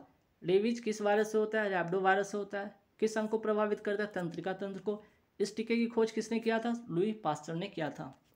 अब आइए हेपेटाइटिस या पीलिया, शरीर में किस रंग हेपेटाइटिस या पीलिया में शरीर का रंग पीला क्यों हो जाता है? पीला क्यों पड़ जाता है? ब्लड में बिलीरुबिन की मात्रा बढ़ जाने के कारण होता है। ठीक है, और हेपेटाइटिस या पीलिया रंग, जो पीलिया है किस अंग को प्रभावित करता है? लीवर को प्रभावित करता है। अगर सवाल आ जाए कि लीवर का वजन कितना होता है? 1.5 से 2 kg के लगभग में होता है। ट्रैकोमा किस अंग को प्रभावित करता है? आँख को प्रभावित करता है, वायरस से होता है ये। मेनिंजाइटिस किस अंग को प्रभावित करता है? ब्रेन को प्रभावित करता है, ये भी वायरस से होता है। अब आइए फफूंद या फंगस से होने वाले रोग, जैसे दमा हो गया, जिसको कहते हैं अस्थमा कहते हैं। एस्परजिलस फ्यूमिगेटस कवक से होता है ये, फेफड़ा को ये प्रभावित करता है। फिर बात करते हैं एथलीट फूड, टीनिया पेडिस कवक से होता है, पैर की त्वचा को कटना फटना इसके कारण होता है। गंजापन टीनिया केपिटस कवक से होता है। अब आइए यहाँ पे देखिए एंडोस्कोपी पेट या शरीर के आंतरिक भाग की जांच पड़ताल करने के लिए एक तकनीक है एंडोस्कोपी। किस प्रक्रिया पर आधारित है? तो टोटल इंटरनल रिफ्लेक्शन, पूर्ण आंतरिक परावर्तन पर आधारित है। और व्यतिकरण की अगर मैं बात करूँ तो व्यतिकरण क्या होता है? जैसे कि इंटरफेरेंस, साबुन के बुलबुले का रंगीन दिखाई देना, जल की सतह पर फैली हुई किरासन तेल का रंगीन दिखाई देना, रात में स्ट्रीट लाइट के चारों ओर रिंग बनना इंटरफेरेंस का काम होता है। स्कैटरिंग का काम होता है। देखिएगा स्कैटरिंग का एग्जाम्पल क्या होगा, जिसको कहते हैं प्रकीर्णन, आकाश का रंग नीला दिखाई देना। किस प्रकाश का प्रकीर्णन सबसे कम होता है? लाल का प्रकीर्णन तो कम होता है, लेकिन तरंगदैर्घ्य सबसे ज़्यादा होता है। किस प्रकाश का प्रकीर्णन सबसे ज़्यादा होता है? ठीक है, सबसे ज़्यादा होता है वो बैगनी का होता है। तो लाल रंग का प्रकीर्णन कम होने का कारण स्कैटरिंग कम होता है। इसके लिए ट्रैफिक जो लाइट देखते होंगे, ठीक है, ट्रैफिक लाइट में जो रेड लाइट इसलिए यूज़ होता है ताकि दूर तक वो प्रकाश जाए और लोगों को दिखे और उससे एक्सीडेंट की संभावना कम हो सके। अब यहाँ पे देखिए प्रकाश को सूर्य से पृथ्वी तक आने में कितना समय लगता है? 8 मिनट 16.6 सेकंड लगता है। वही बात करते हैं प्रकाश को चंद्रमा से पृथ्वी तक आने में कितना समय लगता है? 1.28 सेकंड लगता है। प्रकाश की चाल किस पर निर्भर करती है? माध्यम के अपवर्तनांक पर। तो माध्यम का अपवर्तनांक का फॉर्मूला होता है निर्वात में प्रकाश की चाल बटे माध्यम में प्रकाश की चाल, इसको याद रखिएगा। ठीक है, जिसको μ/2 कहते हैं आपका प्रकाश की चाल बेटा माध्यम की चाल। अब वायु या निर्वात में प्रकाश की चाल होता कितना है? 3 × 10⁸ मीटर पर सेकंड होता है। प्रकाश का ध्रुवन या पोलराइजेशन किसको कहते हैं? वेरी वेरी इंपॉर्टेंट है, इसको रट लीजिएगा, समझ लीजिएगा। किसी तरंग के कंपन को केवल एक दिशा तक सीमित करने की घटना को प्रकाश का ध्रुवन कहलाता है। उदाहरण गिटार का तार और सनग्लास। एग्जाम्पल समझिए, अगर ये आपके पास चेयर है, ठीक है, ये आपका पास यहाँ पे ये चेयर है, ठीक है, ये आपका चेयर है, ये आपका चेयर है। अगर आपको क्या है, इसको देखना है, एक ग्लास है यहाँ पे, आप इसे देख रहे हैं, फिर दूसरा एक और गिलास ले लेते हैं, इससे भी आप देख रहे हैं। जब आप इसको क्या करेंगे, इसको जैसे जैसे ये घुमाएंगे, ये क्या होता जाएगा? धुंधला होता जाएगा। जैसे ये 90 डिग्री पर आकर इस तरह से हो जाएगा तो ये क्या होगा? बिल्कुल नहीं दिखेगा, कुछ नहीं दिखेगा, है ना, बिल्कुल ब्लैंक हो जाएगा। तो इस घटना को प्रकाश का ध्रुवन कहलाता है। प्रकाश का पोलराइजेशन कहते हैं इसको। जैसे जैसे घुमाएंगे ये धुंधला होते तो एक समय ऐसा है कि बिल्कुल नहीं दिखाई देगा। ठीक है, चलिए अब आते हैं लाइट। लाइट कैसा है? एक अनुप्रस्थ तरंग है, जिसको कहते हैं ट्रांसवर्स वेव कहते हैं इसको। ठीक है, ट्रांसवर्स वेव कहते हैं इसको। इसका ध्रुवन होता भी इसलिए ध्रुवन होता है, इसका एग्जाम्पल अभी जस्ट पहले देखा हमने। ठीक है, अनुदैर्घ्य तरंग, साउंड कैसा है आपका? लॉन्गिट्यूडनल वेव है, अर्थात अनुदैर्घ्य तरंग है, और इसका ध्रुवन नहीं होता है। निम्न में से खून का कौन सा अवयव शरीर का रक्षा करता है? आपका WBC करता है, जिसको कहते हैं वाइट ब्लड सेल कहते हैं, वाइट ब्लड कॉर्पसल्स कहते हैं इसको। ठीक है, चलिए तो WBC की बात होगी तो वाइट ब्लड सेल कहते हैं या वाइट वाइट ब्लड कॉर्पस्कल्स कहते हैं इसको, आरबीसी को रेड ब्लड सेल कहते हैं, प्लेटलेट्स हो गया, और हीमोग्लोबिन। तो आपको रक्षा कौन करता है? डब्ल्यूबीसी करता है। अब इस सब के बारे में थोड़ी थोड़ी जानकारी इकट्ठा करते हैं। जैसे देखिएगा, बात कर रहे थे डब्ल्यूबीसी, जिसको कहते हैं ल्यूकोसाइट भी इसको कहते हैं, दूसरा नाम ल्यूकोसाइट भी है। इसका जीवन काल 2 से 4 दिन में होता है। इसका निर्माण बोन बैरो में होता है, लिम्फ नोड में भी होता है। ये 5 प्रकार के होता है, जिसमें सबसे ज़्यादा प्रकार न्यूट्रोफिल का होता है, 60 से 70% भाग होता है, जो कि जीवाणु का भक्षण करता है। इसका 5 प्रकार में देखिएगा, आपका योसिनोफिल हो गया, न्यूट्रोफिल सबसे मैक्सिमम होता है, इसमें सबसे ज़्यादा होता है, 60 से 70%। बेसोफिल होता है, जो कि ग्रैनुलोसाइट का प्रकार है, और एक ग्रैनुलोसाइट का प्रकार में आपका मोनोसाइट, लिम्फोसाइट आता है। कुल 5 प्रकार हो गया, 3 ये वाला, 2 ये वाला, 5 हो गया। आरबीसी की अगर बात करें तो आरबीसी को जो है रिथ्रोसाइट भी कहा जाता है। इसको क्या कहा जाता है? रिथ्रोसाइट, ठीक है, एरिथ्रोसाइट भी इसको कहते हैं, याद रखिए। एरिथ्रोसाइट भी कहते हैं। इसका जीवन काल 20 से 120 दिन होता है। इसका निर्माण बोन मैरो में होता है। और भ्रूण अवस्था में आरबीसी का निर्माण स्प्लीन, भ्रूण अवस्था में आरबीसी का निर्माण कहाँ होता है? स्प्लीन में होता है, याद रखिएगा, लिवर में होता है। आरबीसी का कब्रिस्तान स्प्लीन को कहा जाता है। ब्लड प्लेटलेट्स, इसका कार्य क्या है? रक्त का थक्का बनना। और ब्लड प्लेटलेट्स का निर्माण होता कहाँ है? एक्चुअली में ये बोन मैरो में होता है। ब्लड प्लेटलेट्स का जो होता है जीवन काल 3 से 5 दिन होता है।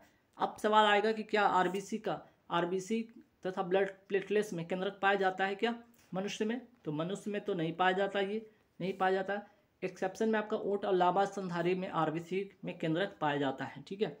क्या डब्ल्यूबीसी में केंद्रक पाया जाता है? हाँ, पाया जाता है, ठीक है। डेंगू ज्वर में किसकी कमी हो जाती है? ब्लड प्लेटलेट्स की कमी हो जाती है, ठीक। रक्त का रंग लाल क्यों होता है? हीमोग्लोबिन में हीम नामक रंजक के कारण होता है। अब आइए, काला जार बीमारी किससे होता है? तो मैंने बताया था, काला जार जो बीमारी होता है ये प्रोटोजोआ से होने वाला बीमारी है, प्रोटोजोआ से होने वाला बीमारी है। और इसका वाहक जो है आपका सैंड फ्लाई है, बालू मक्खी। काला जार जो बीमारी होता है प्रोटोजोआ से होता है। लिस्मैनिया डोनोवानी जो परजीवी होता है इसके कारण होता है। काला जार किसके कारण होता है? लिस्मैनिया डोनोवानी परजीवी के कारण होता है। अब देखिएगा यहाँ पे काला जार का वाहक क्या है? बालू मक्खी है।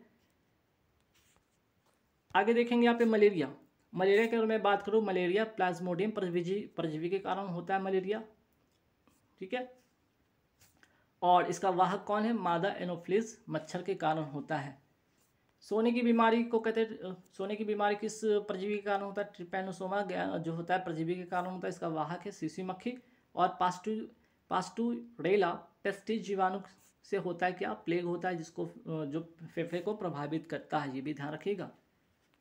फिर बात कर रहे हैं आपको कि यहाँ पे कौन सा स्तनपायी मैमल्स जो है अंडे देता है? डक बिल्ड प्लेटिपस जो होता है आपका अंडे देता है।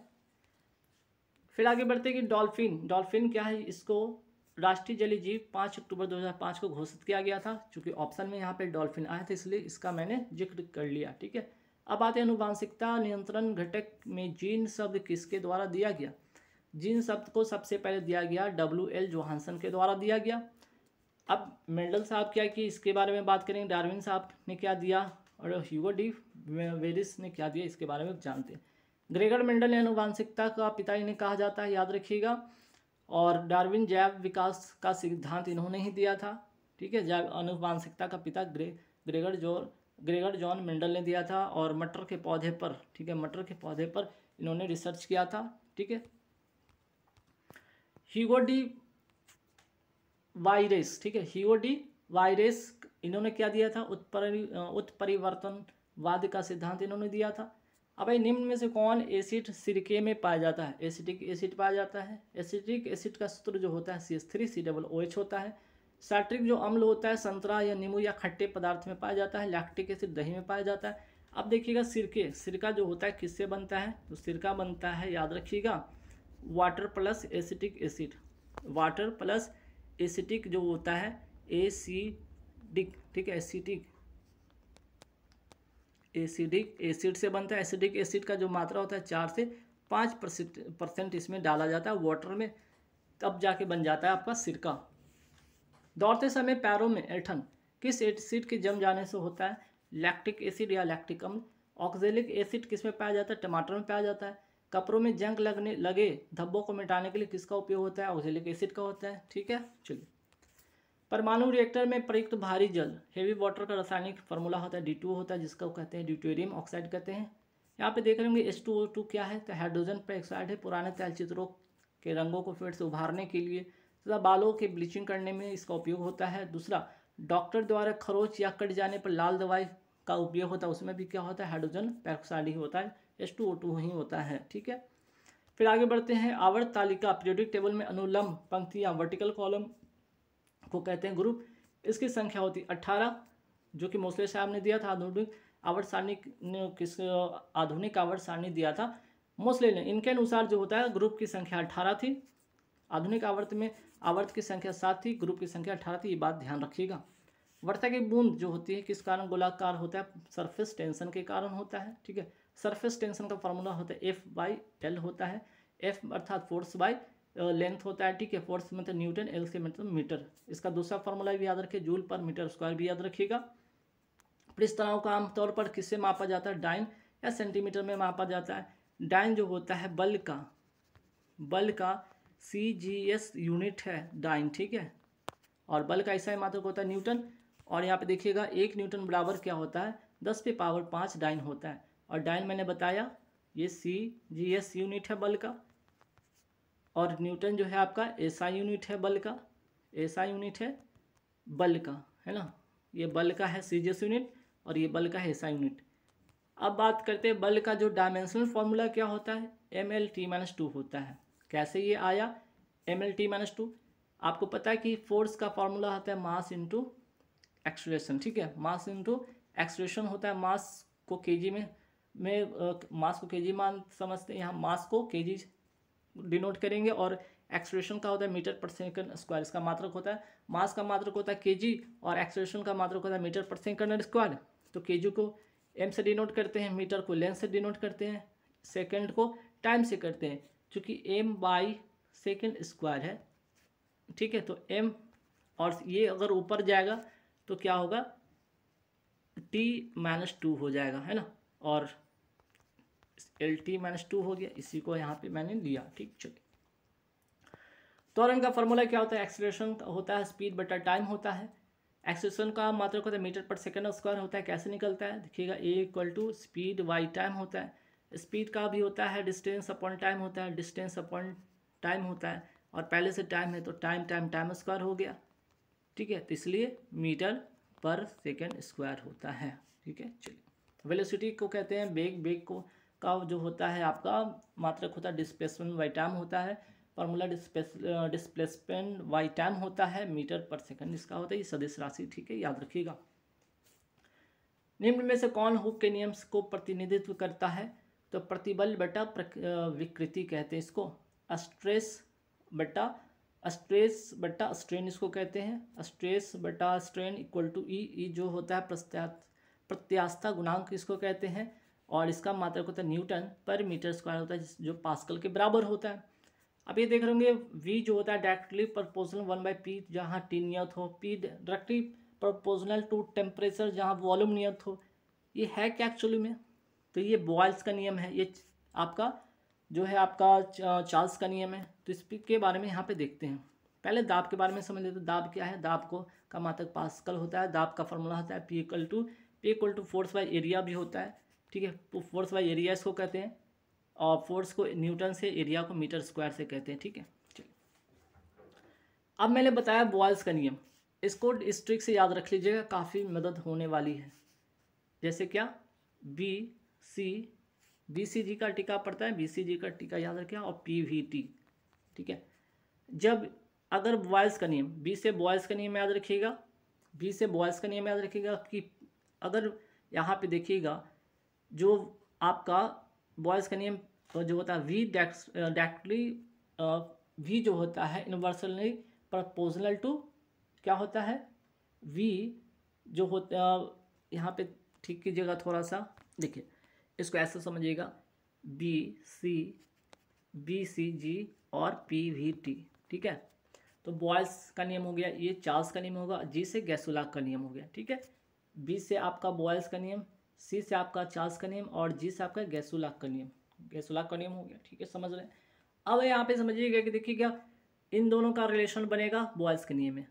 क्या कि v जो होगा इनवर्सली प्रोपोर्शनल टू 1/p होगा, जहाँ पे क्या होगा, ये दोनों का अगर काम हुआ तो t क्या हो गया, यहाँ पे नियत हो गया, कांस्टेंट हो गया। ठीक है, आपका t क्या हो गया, कांस्टेंट हो गया। चार्ल्स का नियम देखेंगे तो चार्ल्स का नियम में क्या होगा, यहाँ पे समझिएगा। चार्ल्स के नियम में जो होगा आपका, देखिए चार्ल्स के नियम में जो होगा v का t के साथ होगा कि v directly proportional to t। ठीक है, v directly proportional to t अर्थात टेम्परेचर हो गया। तो जहाँ क्या होगा फिर p क्या होगा, प्रेशर क्या होगा, कांस्टेंट होगा। p से याद रखिएगा, यहाँ पे लिख भी लीजिए, प्रेशर होता है, प्रेशर हो गया, ये वॉल्यूम को बता रहा है और ये टेम्परेचर को बता रहा है ना, टेम्परेचर को बता रहा है। और गे लुसाक का नियम में क्या होगा कि इसका और इसके साथ, इसका और इसके साथ रिलेशन बनेगा कि p जो होगा डायरेक्टली प्रोपोर्शनल टू टेम्परेचर, जहाँ पे वॉल्यूम नियत होगा। बस BCG और PVD, ये पहले इन दोनों का, फिर इन दोनों का, फिर इसके साथ, ऐसा रिलेशन करके आप याद रखिएगा, यहाँ से आपका आंसर बन जाएगा। चलिए नेक्स्ट सवाल पे आते हैं। इंफ्रासोनिक वेव, ठीक है, अवस्रव तरंगे जो होती है, अनुदैर्घ्य तरंगे होती है। पहली बात लॉन्गिट्यूडनल वेव होता है, याद रखिएगा, जिसमें कि साउंड भी आपका आता है, और साउंड का ही तो प्रकार है ना, साउंड का ही तो प्रकार है। इंफ्रासोनिक हो गया आपका, ऑडिबल हो गया, अल्ट्रासोनिक हो गया, जिनकी आवृत्ति होती है क्या, इंफ्रासोनिक का होता है 20 हर्ट्ज से कम होता है। इंफ्रासोनिक 20 से 20,000 हर्ट्ज के बीच में होता है आपका श्रव्य तरंग होता है, और 20,000 हर्ट्ज से होता है आपका पराश्रव्य होता है।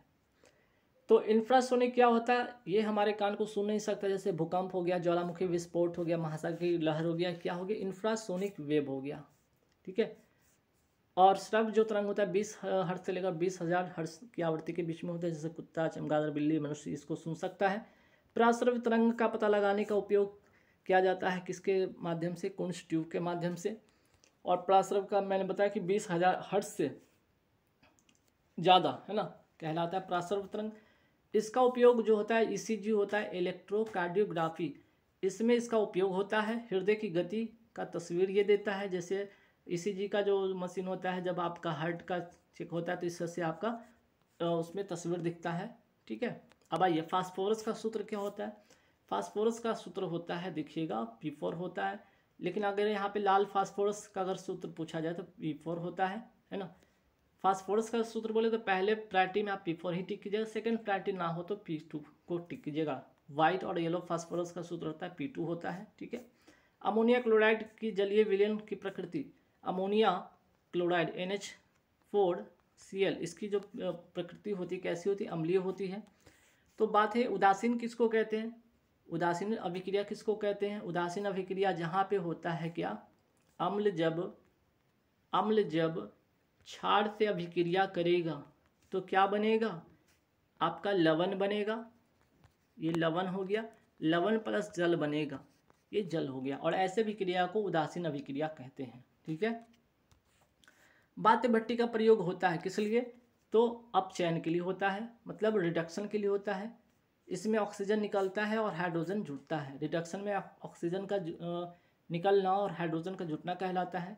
बाध्य भट्टी को ब्लास्ट फर्नेस कहते हैं, इसके उत्पाद को कहा जाता है कच्चा लोहा और पिग आयरन भी कहा जाता है। ऑक्सीडेशन में क्या होता है, अपचयन होता है, इसमें ऑक्सीजन का, ऑक्सीडेशन में ऑक्सीजन का जुड़ना और हाइड्रोजन का अलग होना कहलाता है। फिर बात करते हैं पॉलीमरीकरण। ठीक है, पॉलीमरीकरण या बहुलीकरण या पॉलीमराइजेशन, ये है क्या, एक ही यौगिक के दो अथवा अधिक अणु आपस में सहयोग करके एक बड़ा अणु बनता है, इसको कहते हैं पॉलीमराइजेशन कहते हैं। संघनन क्या है भाई, कंडेंसेशन है क्या, ये प्रक्रिया, वह प्रक्रिया जिसमें वाष्प या गैस द्रव में बदल जाता है, जैसे ओस, कोहरा, बादल, ठंडे पानी का गिलास के बाहरी सतह पर पानी की बूंद जमना, ये सब कंडेंसेशन का एग्जाम्पल है। बात करते हैं वर्ण आंधता। वर्ण आंधता का दूसरा नाम क्या है, फ्रैंकलिन प्रभाव इसको कहते हैं। अब देखिएगा जो है तो वर्ण आंधता ये क्या है, एक अनुवांशिक रोग है। रोगी लाल तथा हरे रंग की पहचान नहीं कर पाता है। इस रोग का मुख्य रूप से पुरुष जो होते हैं मेल प्रभावित होते हैं, और इसकी वाहक होती हैं फीमेल होती हैं, याद रखिएगा। जॉन डाल्टन ने परमाणु सिद्धांत की खोज किया था। गैलीलियो गैली ने जड़त्व के नियम को सबसे पहले दिया था। न्यूटन के प्रथम नियम को जड़त्व का नियम कहा जाता है, फादर ऑफ फिजिक्स न्यूटन को कहा जाता है। इनकी बुक थी प्रिंसिपिया, जिसमें न्यूटन ने गति के गति के नियम इन्होंने प्रतिपादित किया था। गति के 3 नियम होते हैं, ये भी याद रखिए। गति के कितने नियम होते हैं? आपके 3 नियम होते हैं, ठीक है। आपके 3 नियम होते हैं क्या? v = u + at होता है, और s = ut + ½ at² होता है, और v² = u² + 2as होता है। ये 3 नियम याद रखिएगा, फर्स्ट, सेकंड, थर्ड, ठीक है। जड़त्व क्या है? जड़त्व समझिए कि बाहरी बल के अभाव में किसी वस्तु की अपनी विरामावस्था या समान गति की अवस्था को बनाए रखने की प्रवृत्ति को कहते हैं। अगर कोई वस्तु मोशन में, तो मोशन में ही रहना पसंद करेगा, अगर वो रुका है तो रुका ही हुआ पसंद करेगा, और इस घटना को कहते हैं जड़त्व कहते हैं, ठीक है। जड़त्व का एग्जाम्पल आप बहुत अच्छे तरीके से समझ सकते हैं कि जब आप कोई गाड़ी में, कोई मोटर कार में, कोई ऑटो में आप बैठे हैं, अगर वो अचानक चल पड़े तो आप पीछे की ओर हो जाते हैं, या अचानक रुक जाए तो आगे की ओर झुक जाते हैं। ये सारी घटनाएं क्या है? जड़त्व का ही एग्जाम्पल है, ठीक है।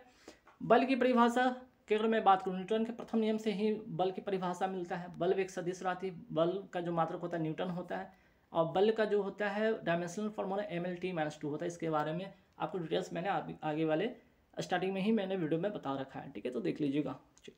फिर आगे बढ़ते हैं। जड़त्व का जो फार्मूला होता है, जड़त्व को आई या इनर्शिया कहते हैं। इसका फार्मूला होता है m × r² होता है। m अर्थात जो कि मास होता है kg होता है, r होता है आपका त्रिज्या, ठीक है।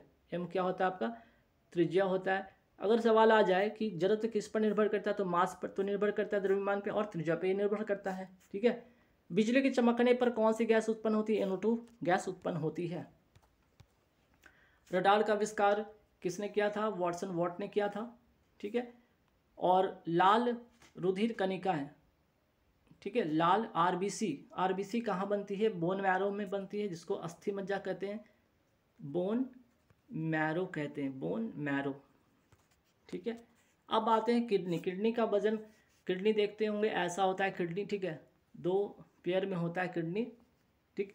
तो किडनी का अगर मैं बात करूँ, इसका जो वजन होता है वो 140 ग्राम होता है। और किडनी की जो क्रियात्मक इकाई होती है नेफ्रॉन कहलाता है, और प्रत्येक नेफ्रॉन में प्यालीनुमा रचना होती है, जिसे क्या कहते हैं? जिसे कहते हैं बोमेन संपुट कहते हैं। प्रत्येक नेफ्रॉन में पतली रुधिर कोशिका होती है, जिसे कोशिका गुच्छ या ग्लोमेरुलस कहा जाता है। नेफ्रॉन में पतली रुधिर कोशिका होती है, जिसे ग्लोमेरुलस कहते हैं, और इसी कोशिकाओं में से द्रव के छनकर बोमेन संपुट की गुहा में पहुंचने की प्रक्रिया को ग्लोमेरुलस की कोशिका से द्रव का छन कर बोमेन संपुट में, अर्थात ऐसे कर सकते हैं कि इससे यहाँ तक जाने की प्रक्रिया को, यहाँ से यहाँ तक जाने की प्रक्रिया को क्या कहा जाता है? अल्ट्राफिल्ट्रेशन कहा जाता है, ठीक है। फिर मैं बात कर रहा हूँ यहाँ पे कि मूत्र का हल्का पीला रंग किस वर्णक के कारण होता है? यूरोक्रोम के कारण होता है। इसका pH मान 6 होता है, जो कि अम्लीय होता है। किडनी में अगर आप बात करें, किडनी देखे होंगे, ठीक है, किडनी आपने ऐसा देखा है, ठीक है, किडनी में जो स्टोन हो जाते हैं वो किसके बने होते हैं? कैल्शियम ऑक्सलेट के बने होता है। लीवर जो होता है मानव शरीर का सबसे बड़ा ग्रंथि है, याद रखिएगा, और मानव शरीर का सबसे बड़ा अंग को कहते हैं त्वचा, कहते हैं स्किन को कहते हैं, ठीक है। त्वचा में पाए जाने वाले तैलीय ग्रंथ से क्या स्रावित होता है? सीबम स्रावित होता है। और त्वचा में पाए जाने वाली श्वेत ग्रंथि से क्या स्रावित होता है? पसीना स्रावित होता है। लीवर अमीनो अम्ल या अमोनिया को यूरिया में क्या करता है? परिवर्तित करता है, ये भी याद रखिएगा। क्षुद्रांत जिसको कहते हैं छोटी आंत, इसकी लंबाई 5 से 6 मीटर होती है। और भोजन का अंतिम रूप से पाचन छोटी आंत में होता है। छोटी आंत के 3 भाग वेरी वेरी इंपॉर्टेंट होता है। DJI, इसको ट्रिक से याद रखिएगा, DJI है ना, डीजे क्या हुआ? DJI। तो ड्यूडेनम इसको कहते हैं। यहाँ भोजन पहुँचते ही लीवर से निकलने वाला जो पित्त रस होता है और अग्नाशय रस होता है, ठीक, याद रखिएगा। ड्यूडेनम, छोटी आंत का ड्यूडेनम जो भाग है DJI है ना, ट्रिक से याद रखिएगा। तो यहाँ भोजन पहुँचते लीवर से निकलने वाला कौन सा? पित्त रस, तथा अग्नाशय से कौन सा रस? अग्नाशय रस आकर यहाँ पे मिलता है। तो लीवर से पित्त रस, पैंक्रियास से अग्नाशय रस, ये दोनों के दोनों क्या होते हैं? क्षारीय होते हैं, ये भी याद रखिएगा। ये दोनों के दोनों क्या होते हैं? क्षारीय होते हैं। और दूसरा जो भाग होता है, मध्य भाग होता है आपका, ये मध्य भाग होता है, जेजोनम होता है, छोटी आंत का मध्य भाग होता है, और लास्ट का होता है इलियम होता है। छोटी आंत का अंतिम सबसे लंबा भाग होता है इलियम। पित्त रस किससे निकलता है? लीवर से। और अग्नाशय रस किससे निकलता है? अग्नाशय से। पैंक्रियास से निकलता है। पित्त रस कैसा होता है, क्षारीय होता है, याद रखिएगा। मानव शरीर के सामान्य रक्त दाब कितना होता है, 120/80 होता है, 120/80 mmHg होता है, ठीक है। ऊपर वाले को सिस्टोल, नीचे वाले को डायस्टोल कहते हैं। इसको सिस्टोल कहते हैं और नीचे वाले को डायस्टोल कहते हैं, याद रखिएगा। लाल रंग के प्रकाश में जब हरा रंग का कपड़ा ले जाया जाता है तो कैसा दिखता है, काला रंग का दिखता है। सोडियम क्लोराइड को क्या कहा जाता है, टेबल सॉल्ट कहा जाता है या नमक भी कहा जाता है, ठीक है। कास्टिक सोडा जिसको कहते हैं NaOH कहते हैं, या सोडियम हाइड्रोक्साइड कहते हैं, सोडियम हाइड्रोक्साइड भी कहते हैं। साबुन बनाने में, कागज़ बनाने में, कपड़ा बनाने में इसका उपयोग होता है। ये भी एग्जाम में पूछ लिया गया क्वेश्चन है। NaCl को आमतौर पर टेबल नमक या सेंधा नमक या काला नमक भी कहा जाता है NaCl को।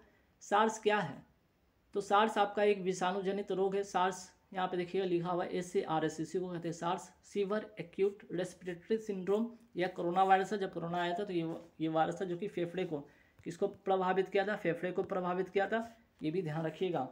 फिर आगे बढ़ते, एक लिफ्ट में किसी व्यक्ति का प्रत्यक्ष भार वास्तविक भार से कम होगा कब, जब त्वरण के साथ नीचे आएगा लिफ्ट तो, लेकिन लिफ्ट त्वरण के साथ ऊपर जाएगा तो व्यक्ति जो होगा वास्तविक भार से अधिक महसूस करता है, ठीक है। आगे बढ़ते, किस रंग की सर्वाधिक तरंग दैर्घ्य होती है, लाल रंग की सबसे ज़्यादा होती है, बैगनी का सबसे कम तरंग दैर्घ्य होता है, बैगनी का। लाल रंग का तरंग दैर्घ्य सर्वाधिक लेकिन प्रकीर्णन न्यूनतम, बैगनी का तरंग दैर्घ्य सबसे कम और विचलन सर्वाधिक होता है, याद रखिएगा। किस तापमान पर फ़ारेनहाइट और सेल्सियस पैमाना समान होता है, -40 डिग्री सेल्सियस पे। समस्थानिक के गुण पाए जाते हैं परमाणु में, याद रखिएगा। मैंने बताया था परमाणु संख्या समान और द्रव्यमान अलग होता है, समस्थानिक कहलाता है। तत्व को कैसे पहचानेंगे कि ये तत्व है, ठीक है। अकेला सूत्र अगर हो, जैसे कि Fe हो गया, Cu हो गया, Ag हो गया, Au हो गया। Au अर्थात सोना को कहते हैं, 79 इसका परमाणु संख्या होता है, इसका 47 होता है। कॉपर का आपका 29 होता है, इसका 26 होता है। तो परमाणु संख्या सबका नोट कर लीजिएगा। और यौगिक किसको कहते हैं, 2 या 2 से अधिक सूत्र वाले को यौगिक कहते हैं। जैसे कि पीतल देखेंगे, पीतल कॉपर और जिंक का मिश्रण है। कांसा देखेंगे, कॉपर और Sn का मिश्रण है। कांच देखेंगे आपका SiO2 का मिश्रण है। फिर बात करते हैं इस्पात जो होता है लोहा और कार्बन का मिश्रण होता है। हवा जो होता है आपका नाइट्रोजन, ऑक्सीजन, फिर CO2 जलवाष्प और कुछ अक्रिय गैसों का ये मिश्रण होता है। परमाणु क्या है, तत्व का छोटा कण जो स्वतंत्र अवस्था में नहीं रह सकता है किंतु रासायनिक अभिक्रिया में भाग ले सकता है, आपका क्या कहलाता है, आपका परमाणु कहलाता है। यौगिक जो होता है, यौगिक ये होता है तत्व तथा अच्छा ये अणु की बात हो रही है यहाँ पे, ठीक है। अगर बात हो रही अणु की, परमाणु हो गया। अणु की बात अगर मैं बात करूँ, तत्व तथा यौगिक का छोटा कण का सबसे छोटा कण जो स्वतंत्र अवस्था में रह सकता है, स्वतंत्र अवस्था में रह सकता है, ठीक है। अर्थात इसका ठीक अपोजिट होता है अणु, ठीक है। लेकिन यहाँ पे तत्व प्लस यौगिक होता है और यहाँ सिर्फ तत्व होता है, ये ध्यान रखिएगा। हवा का वाष्प घनत्व कितना होता है, 14.4। अगर ना रहे तो 14.56 भी लिख सकते हैं वहाँ पे ऑप्शन में रहे तो। चिली सॉल्ट पिटर का रासायनिक सूत्र क्या है, NaNO3 होता है। और ये जो चिली सॉल्ट पिटर है, सोडियम का ये अयस्क है, क्या, सोडियम का अयस्क है ये, ठीक है, अयस्क है ये, ठीक। चलिए NaHCO3 ये है क्या, सोडियम बाइकार्बोनेट, इसे खाने वाला सोडा कहा जाता है। और बेकिंग पाउडर जो होता है, आप देखते होंगे जब आप ब्रेड बनाते हैं या इस तरह का चीज़ इस तरह का बनाते हैं जिसमें बेकिंग पाउडर आप डालते हैं, वो किसका मिश्रण होता है, तो सोडियम बाइकार्बोनेट तो होता ही होता है, प्लस टार्टिक अम्ल भी उसमें होता है। धावन सोडा या सोडियम कार्बोनेट का सूत्र जो होता है वो होता है Na2CO3 10H2O होता है, ठीक है। सोडियम कार्बोनेट का उपयोग, अब देखिए इसका उपयोग कहाँ पे हम कर सकते हैं। जल में डालकर उबालने से अस्थायी और अस्थायी कठोरता दोनों दूर हो जाती है, अस्थायी वाला भी और अस्थायी वाला भी। अस्थायी कठोरता दूर करने के लिए क्या डाला जाता है, जल में बूझा चूना CaOH का उल्टू मिलाते हैं। और जल में अस्थायी कठोरता का कारण होता क्या है? तो कैल्शियम और मैग्नीशियम के बाइकार्बोनेट घुले होने के कारण होते हैं। लेकिन अगर सवाल आ जाए कि जल में, ये तो अस्थायी कठोरता हो गया, अस्थायी कठोरता के कारण किसके घुले रहने के कारण होते हैं? कैल्शियम मैग्नीशियम के, सल्फेट हो गया, क्लोराइड हो गया और नाइट्रेट के घुले रहने के कारण होता है। आप जब मतदान करने जाते हैं, चुनावों में, चुनाव जब होता है, आप मतदान केंद्र पर मतदान करने जाते हैं, तो उस आपकी उंगलियों पे एक स्याही लगा दी जाती है जिससे कहते हैं सिल्वर नाइट्रेट। याद रखिएगा, उसमें क्या होता है? सिल्वर नाइट्रेट होता है। निम्नलिखित में कौन द्रव अवस्था में पाया जाता है? ब्यूटेन जो होता है द्रव अवस्था में पाया जाता है। ब्यूटेन का सूत्र होता है C4H10 होता है, ठीक है। एल्केन का जो सूत्र होता है CnH2n+2 होता है। और आगे देख लीजिएगा, अल्केन का सूत्र होता है CnH2n+2, एल्कीन का CnH2n और एल्काइन का CnH2n-2 होता है, ठीक। तो ब्यूटेन जो था, ठीक है, ब्यूटेन की अगर मैं बात करूं, ब्यूटेन का कार्बन संख्या 4 था। तो ये वाला अल्केन और ब्यूटेन, ये वाले फार्मूला पे अगर हम सेट करते C4H2 अगर कार्बन की संख्या 4 रखते तो क्या होगा? C4 4 दूना 8 H10, इसलिए ब्यूटेन का सूत्र यहाँ से निकल के आया था। मेढक किस प्रकार का निषेचन करता है? बाह्य निषेचन करता है, याद रखिएगा। नाइक्रोम का तार में क्या होता है? उच्च गलनांक होता है, ठीक। नाइक्रोम का तार का उपयोग होता है हीटर में, स्त्री में होता है। ट्रैकोमा रोग किस अंग को प्रभावित करता है? ट्रैकोमा रोग जो होता है आँख को प्रभावित करता है और वायरस से ये होता है, ठीक है, वायरस से ये होता है।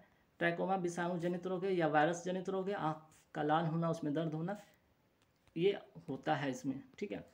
अब हम आँख के बारे में कुछ पढ़ेंगे, जो महत्वपूर्ण जो पॉइंट है इस पे एक नज़र डालेंगे। देखिए, सबसे पहले हम आइरिस की बात करते हैं।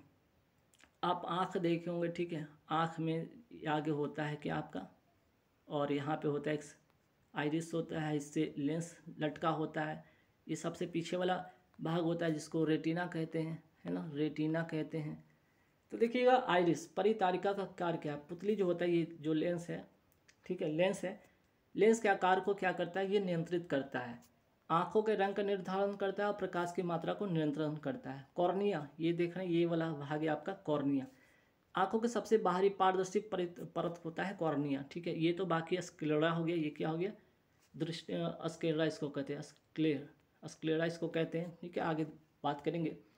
बात करें लेंस, लेंस की अगर मैं बात करूं, लेंस की अगर मैं बात करूं तो क्या है? लेंस नेत्र में प्रवेश करने वाला प्रकाश को रेटिना पर, यहाँ से प्रकाश को रेटिना पर केंद्रित करता है। कौन? लेंस करता है, याद रखिएगा।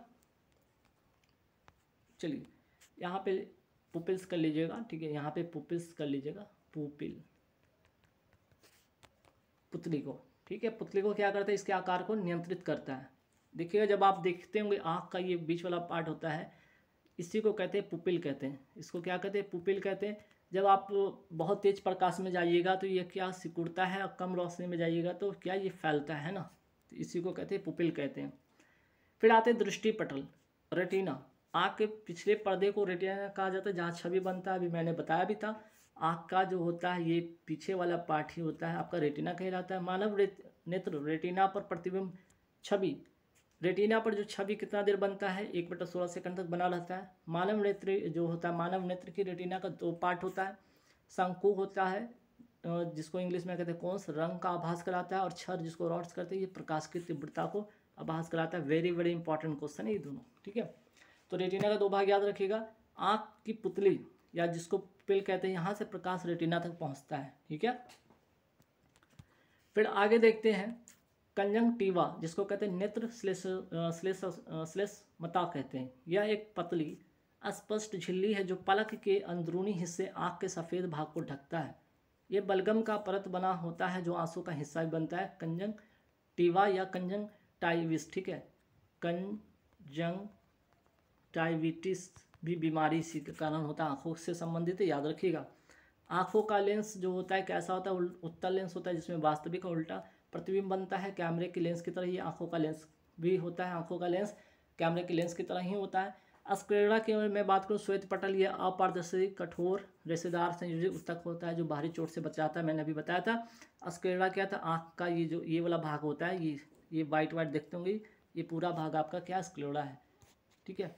फिर मैं बात करूँ मानव नेत्र कि स्पष्ट दृष्टि की न्यूनतम दूरी कितनी होनी चाहिए? 25 सेंटीमीटर। जहाँ से अगर आपका आँख, ठीक है, आपका आँख जो है अगर देख पाता है तो कितनी दूरी? कम से कम 25 सेंटीमीटर की दूरी तक ही देख पाता है, ठीक है, तो स्पष्ट देख पाएगा। अब आइए मानव नेत्र दोष के बारे में बात करते हैं। मानव नेत्र में जो दोष होता है 4 प्रकार का होता है बीमारी, ठीक है। कौन कौन? पहला निकट दृष्टि दोष होता है जिसको मायोपिया कहते हैं। इसमें होता है क्या है, मायोपिया में फोकस दूरी घट जाती है, बाकी गोलाई जिसका होता है लेंस की गोलाई और क्षमता बढ़ जाती है। और मायोपिया इसको ठीक करने का एक उपाय है आप अवतल लेंस का, ठीक है, अवतल लेंस का उपयोग करेंगे। दूर दृष्टि दोष हाइपरमेट्रोपिया, इसमें क्या होता है, फोकस दूरी बढ़ जाती है और लेंस की गोलाई और क्षमता घट जाती है। और इसमें कौन सा लेंस होता है? उत्तल लेंस का यूज होता है, उत्तल लेंस का इसमें यूज करेंगे। फिर आगे बढ़ते हैं कि जरा दृष्टि दोष प्रेसबायोपिया, ना तो निकट का इसमें दिखता है ना दूर का दिखने लगता है। और इसके उपचार के लिए बायफोकल लेंस का यूज करते हैं या उभयतल लेंस का यूज करते हैं, ठीक है। और दृष्टि वैषम्य या अबिंदुकता या एस्टिमैटिज्म, इसमें क्या होता है, क्षैतिज तो दिखता है, हॉरिजॉन्टल वस्तुओं को आप देख पाते हैं, लेकिन अगर आप वर्टिकल देखना चाहते हो तो नहीं दिखता है। और इसको दूर करने का एक उपाय है कि इसमें आप बेलनाकार लेंस लगाइए या सिलिंड्रिकल लेंस का उपयोग करिए इसमें, ठीक है। अब आइए कान के बारे में पढ़ते हैं। तो हमने आँख के बारे में पढ़ लिया, अब कान के बारे में पढ़ेंगे। कान का कितना भाग? 3 भाग होता है। आउटर ईयर, कान के सबसे बाहरी भाग को पिन्ना कहते हैं, ये वाला भाग होता है पिन्ना। मिडिल जो ईयर होते हैं इसके भी 3 पार्ट होते हैं, मिडिल ईयर के भी 3 पार्ट होते हैं, मैलस, इनकस और स्टेपिस। और स्टेपिस ही होता है जो मानव शरीर की सबसे छोटी हड्डी होती है, जो कि कान की हड्डी होती है। और इनर ईयर में मैं बात करूँ, कॉलकिया एक भाग होता है जो साउंड को रिसीव करता है। तो हो गया यहाँ पे, तो ईयर के बारे में पढ़ लिया हमने। अब दांत के बारे में पढ़ेंगे। दांत में जबड़ा होता है, ठीक है, मनुष्य में क्या होता है, जबड़ा होता है इस तरह का। अपर पार्ट में जबड़ा, नीचे 2 पार्ट होता है ना, अपर पार्ट और लोअर पार्ट। तो अपर पार्ट जबड़ा में 16 होता है दांत और नीचे वाले में 16, मीन्स की 16 जोड़े अर्थात टोटल 32 दांत होते हैं मनुष्य में। ये 4 प्रकार के होते हैं। इंसीजर होता है जिसको कृंतक कहते हैं, इसकी संख्या जो कृंतक होता है 8 होता है, 4 ऊपर 4 नीचे, अर्थात 4 जोड़ी होता है। काइनाइन जो होता है आपका रत्नक होता है, इसकी संख्या 4 होती है, 2 जोड़ी है। तो ये काटने में काम आता है, इस दांत से काटा जाता है, इसको चिरने फाड़ने में ये काम करता है, ठीक है। और प्री मोलर जो होता है ये होता है, इसकी संख्या 8 होती है, 4 जोड़ी, इसको चबाने में काम आता है मोलर और प्री मोलर का। और मोलर का जो संख्या होता है 12 होता है, अर्थात 6 जोड़ी। तो मैंने देखा 8 4 8 12, कुल कितना हो गया? कुल हो गया आपका 32, है ना। इंसीजर, कैनाइन, प्री मोलर और मोलर, ये कुल मिलाकर 32 हो गया। मानव शरीर का सबसे कठोर भाग होता है इनेमल, ये दांत के सबसे ऊपरी परत कहलाता है। आप जब देखे होंगे दांत, ये जो दांत होता है, ठीक है, ये आप दांत देखे होंगे, तो ये इसके जो ऊपर वाला जो भाग होता है इसी को कहते हैं इनामेल कहते हैं, जो सबसे कठोर होता है। अब इसके बाद हम जीभ के बारे में पढ़ेंगे। जीभ आपने देखा हो इस तरह से होता है, ठीक है। जीभ का ये पार्ट ध्यान रखिएगा। तो देखिए ये किनारे वाला जो पार्ट है, इससे क्या होता है, जीभ का सबसे अग्रभाग जो होता है ये क्या करता है, मीठा इससे लगता है। मनुष्य में भोजन का स्वाद जीभ पर उपस्थित टेस्ट बर्ड्स के कारण होते हैं, यहाँ पे टेस्ट बर्ड्स होता है। पिछला भाग, ये वाला जो पिछला भाग होता है यहाँ पे तीखा या कड़वा लगता है। किनारे वाला भाग जो होता है, ये किनारे वाला भाग ये खट्टा लगता है यहाँ पे, ठीक। अब आते प्रकाश की गति की तुलना में रेडियो तरंग की गति क्या होती है, एक समान होती है, क्योंकि प्रकाश की गति और रेडियो तरंग की गति का भी जो होता है लगभग 3 × 10⁸ मीटर पर सेकंड ही इसकी स्पीड होती है, ठीक है। त्वरण की इकाई क्या होती है, मीटर पर सेकंड होता है। त्वरण का होता है formula speed by time, speed को डिस्टेंस बाई टाइम कहते हैं, और टाइम था तो टाइम स्क्वायर हो गया, सेकंड स्क्वायर हो गया, मीटर पर सेकंड स्क्वायर इसका आंसर हो गया। हवाई जहाज के आविष्कारक राइट बंधुओं के नाम में जो है आपका बिल्वर और ओरविल, ठीक है। एंथ्रैक्स किस में पाया जाता है? एंथ्रैक्स जो पाया जाता है, एक तो ये क्या है, पहले ये जानिए कि ये बैक्टीरिया से होने वाला रोग है। भैंस, गाय, भेड़ में ये रोग पाया जाता है, ठीक है। पानी पर तैरती वस्तु का आभासी भार क्या होता है? शून्य होता है, याद रखिएगा। कार्बन मोनोऑक्साइड की अभिक्रिया अगर 300 डिग्री सेल्सियस पर H2 से कराते, हाइड्रोजन से कराते तो क्या बनेगा, मीथेन गैस बनेगा। कार्बन मोनोऑक्साइड को हाइड्रोजन से 300 डिग्री सेल्सियस पे अगर कराते तो मीथेन बनता है, ये देख सकते हैं यहाँ पे। आगे बढ़ते हैं सवाल पे कि निम्नलिखित युग्मों में से किन भौगोलिक राशियों के समान विमीय सूत्र नहीं है। तो देखिए किसका किसका सूत्र नहीं होता है। आप पहले देखिएगा बल का और दाब का। यहाँ पे देखिए दाब का सूत्र क्या होता है, दाब का विमीय सूत्र ml-1t-2 है, और यहाँ पे बल का जो देख रहे हैं ml-t-2 है, दोनों में अंतर है। तो यह आंसर तो ये हो गया, बल का सूत्र हो गया। दाब का जो सूत्र होता है F/A होता है, फार्मूला इसी से निकल के आता है आपका ये वाला डायमेंशनल फार्मूला। ठीक है, चलिए फिर बात करते हैं कार्य एवं ऊर्जा। ये दोनों का जो होता है समान होता है। देखिए कार्य एवं ऊर्जा का समान होता है।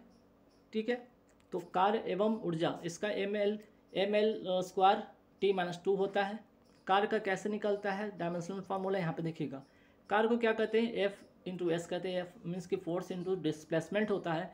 फोर्स को क्या, फोर्स का तो आपका डायमेंशनल फार्मूला पता था, ml-t-2 होता है, इंटू डिस्प्लेसमेंट अर्थात दूरी को L से डिनोट करते हैं, और L मिलकर L² हो गया तो ml² t-2 हो गया। यहाँ से वर्क का निकल गया। अब देखिए एनर्जी का, एनर्जी में क्या होता है, एनर्जी का फॉर्म होता है mc² होता है, c जहाँ वेलोसिटी को रिप्रेजेंट करता है। अब वेलोसिटी बराबर होता है डिस्प्लेसमेंट बाय टाइम होता है, अर्थात मीटर पर सेकंड होता है। चूँकि यहाँ पे स्क्वायर में है तो इसलिए स्क्वायर में यहाँ पे वैल्यू को पुट करा। जब वैल्यू को पुट करा तो ml² t-2 होता है। तो ये देख रहे हैं कार्य का और ऊर्जा का सेम है ना। अब आवेग का देखिएगा, आवेग जिसको कहते हैं इंग्लिश में impulse, force into delta T होता है। इसका जो होता है और डायमेंशनल फार्मूला ml-t-1 होता है। वहीं आवेग जो होता है मोमेंटम को मास इंटू वेलोसिटी कहते हैं, इसका होता है डायमेंशनल फार्मूला ml-t-1। तो दोनों का सेम है, देख सकते हैं कैसे निकाला गया है, इसका वैल्यू पुट करके यहाँ से निकाला गया है। m को kg से डिनोट करते हैं, v को वेलोसिटी को जो होता है आपका मीटर पर सेकेंड, तो kg को m से डिनोट, मास से करते हैं, m को लेंथ से, s को t से करते हैं, t इनवर्स ऊपर में जाएगा तो -1 होगा। अब आते हैं भार का। भार का जो फार्मूला होता है m इंटू जी कहते हैं या ए कहते हैं। ए का मीटर पर सेकंड होता है एक्सेलरेशन, और एम का केजी, केजी के लिए एम, मीटर के एम के लिए एल, मीटर के लिए एल हो गया, और सेकंड स्क्वायर के लिए t-2 होता है। और अगर बात करते हैं फोर्स का भी क्या होता है, डायमेंशनल फार्मूला ml-t-2 ही होता है। ठीक है, तो देख सकते हैं दोनों ही सेम है। तो ऑप्शन में क्या था, ऑप्शन में यही पूछ रहा था ना कि किसका सूत्र विमेय सूत्र समान नहीं है, तो बल एवं दाब का, बाकी इसका भी समान, इसका भी समान, इसका भी समान होता है। वेरी वेरी इंपॉर्टेंट है, आप रट लीजिएगा, यहाँ से एक सवाल तो बिल्कुल आएगा ही आएगा एग्जाम में। चलिए फिर देखिए, एक तरंग की आवृत्ति 120 हर्ट्ज है, यदि तरंग का चाल 440 मीटर पर सेकंड है तो उसकी तरंग दैर्घ्य पूछा है। तरंग दैर्घ्य पूछा है, ठीक है। तरंग दैर्घ्य का फॉर्मूला क्या होगा, जो v/n होगा। v जहाँ पे आपका होगा तरंग की चाल होगा 480 और n होगा आवृत्ति जो कि 120 होगा। जब इसको डिवाइड करते तो 4 मीटर इसका करेक्ट आंसर होगा। ठीक है, तरंग की चाल बराबर फार्मूला तरंग दैर्घ्य इंटू आवृत्ति होती है, यहाँ पे मैंने लिखा भी है। एल्यूमिनियम किसका है, इसके धातु, एल्यूमिनियम जो है, एल्यूमिनियम धातु का इसके क्या, बॉक्साइड। ठीक है, एल्यूमिनियम धातु का जो है अस क्या है, बॉक्साइड है। कॉपर का है अस्क क्यूपराइट, लेड का है गैलेना। ठीक है, प्रेशर कुकर में खाना जल्दी पकता है, क्यों, क्वथन अधिक ताप पर होने लगता है, इसलिए जल्दी खाना बन जाता है। निम्नलिखित में किसकी भेदन क्षमता सबसे अधिक होता है, गामा किरणें की जो भेदन क्षमता सबसे अधिक होता है। अगर अल्फा किरण बीटा किरण की बात करें, इसकी खोज किसने किया था, रदरफोर्ड ने किया था। ये विद्युत चुम्बकीय तरंग नहीं है। गामा किरण की खोज पॉल विलार्ड ने किया था। न्यूट्रॉन की खोज चैडविक ने किया था, न्यूट्रॉन पर आवेश शून्य होता है। इलेक्ट्रॉन का खोज किसने किया था, जे थॉमसन ने किया था। ठीक है, प्रोटॉन का गोल्डस्टीन ने किया था, न्यूट्रॉन का चैडविक ने किया था। रट लीजिएगा, नोट कर लीजिएगा। शीतलन कूलिंग विधि जो कंप्यूटर जो स्कूटर में प्रयोग की जाती है, उसका नाम है वायु शीतलन। वेरी वेरी इंपॉर्टेंट क्वेश्चन है, याद रखिएगा। टॉर्च बल्ब विद्युत धारा के किस प्रभाव पर आधारित है, उष्मीय प्रभाव पर आधारित है। आगे बढ़ेंगे सवाल पे कि निम्नलिखित में से किसका अपवर्तनांक सर्वाधिक होता है। तो यहाँ पे अपवर्तनांक में देख लीजिए, पहले तो पानी का देख लीजिए 1.33 होता है। कांच का देख लीजिए यहाँ पे 1.5 होता है। तारपीन का तेल देख लीजिए, तारपीन का तेल जो है आपका 1.47 है, और हीरा का जो 2.4 है। तो सबसे ज़्यादा हीरा का 2.4, वाई का 1.0003 होता है। ये वेरी वेरी इंपॉर्टेंट रख लीजिएगा। कांच का 1.5 पानी का 1.33, वायु का 1.0003, याद रखिएगा। TNT ट्राई नाइट्रोटोल्यून महत्वपूर्ण है किसके लिए? विस्फोटक पदार्थ के लिए। यौगिक जो जल में सबसे कम विलय है, बेंजीन। बेंजीन का फॉर्म होता है C6H6 होता है, ठीक है। अब आइए बेंजीन से रिलेटेड क्या क्या सवाल बन सकता है। बेंजीन क्या है? ये एरोमेटिक हाइड्रोकार्बन, इसकी संरचना क्या ऐसी थी? वलय होती है। बेंजीन का खोज माइकल फैराडे ने किया था और इन्होंने इसका नाम बाइकार्बोनेट ऑफ हाइड्रोजन भी दिया था, ठीक है। अब देखिए यहाँ से सवाल क्या क्या एग्जाम में बना था। बेंजीन में पाई बॉन्ड की संख्या कितनी होती है? 3, जिसमें कि आप देखे होंगे आपका डबल बॉन्ड वाला होता है आपका, उसकी संख्या 3 होती है। बेंजीन में सिग्मा बॉन्ड की संख्या 12 होती है, जो सिंगल बॉन्ड होता है, ठीक है। बेंजीन में देखेंगे इस तरह से होता है आपका, इस तरह से बॉन्ड बना होता है ना। बेंजीन में देखेंगे इस तरह से बॉन्ड बना होता है, इस तरह से, ठीक है।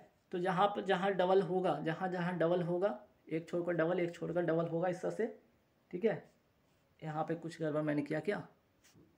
एक सेकंड देख लेते हैं। देखिए ऐसा इसका स्ट्रक्चर होता है बेंजीन का, नोट कीजिएगा। पहले तो आपका होता है C हो गया, फिर यहाँ पे C, फिर C, इस तरह से आप बना लीजिएगा। तो यहाँ पे देखिए एक बार हो गया आपका डबल, फिर सिंगल, फिर यहाँ पे आपका डबल सिंगल डबल सिंगल, ठीक है, ये हो गया।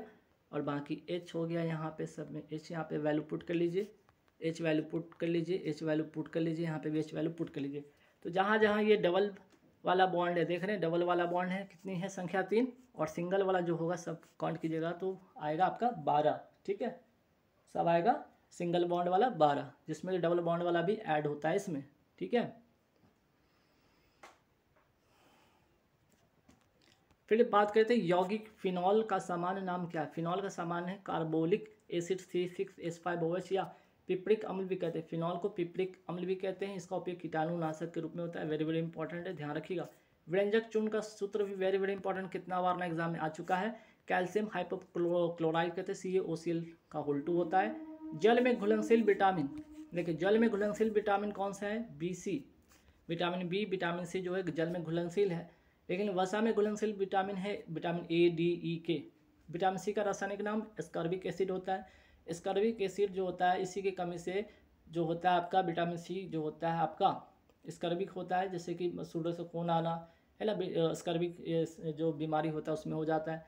विटामिन A रेटिनॉल, इसका रासायनिक नाम है रतौंधी बीमारी, इससे हो जाती है। विटामिन D, इसका रासायनिक नाम है कैल्सीफेरॉल, जिसमें रिकेट्स होता है, ऑस्टियो मेलिसिया रोग हो जाता है। रिकेट्स जो होता है बच्चों में हो जाता है ना, ये बच्चों में होता है रिकेट्स, और वयस्कों में हो जाता है आपका ऑस्टोमेलेसिया।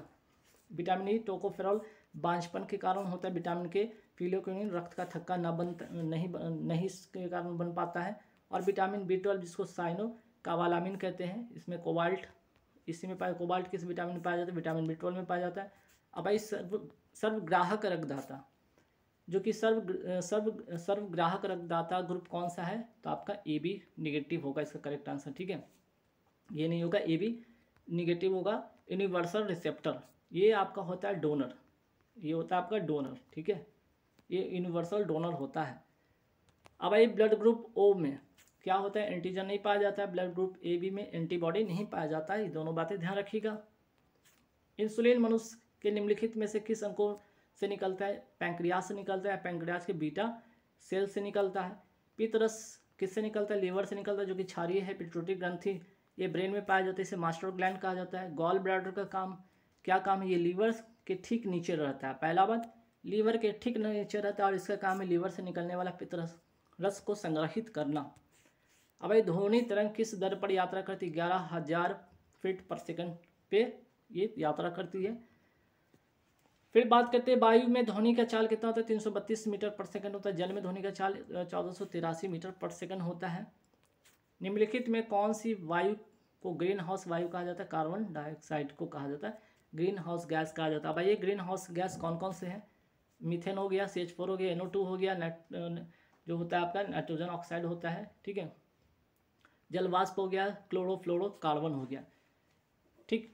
तो आपका मीथेन हो गया, क्लोरोफ्लोरोकार्बन हो गया, जलवाष्प हो गया, ठीक। यहाँ पे इसको N2 कर लीजिए, ठीक है, N2 इसको कीजिए। चलिए, सभी भारी रेडियो सक्रिय तत्व अंतिम रूप से परिवर्तित हो जाता है, किसमें परिवर्तित हो जाता है? आपका सीसा में परिवर्तित हो जाता है, ठीक, किसमें परिवर्तित हो जाता है? सीसा में परिवर्तित हो जाता है, नोट कर लीजिएगा।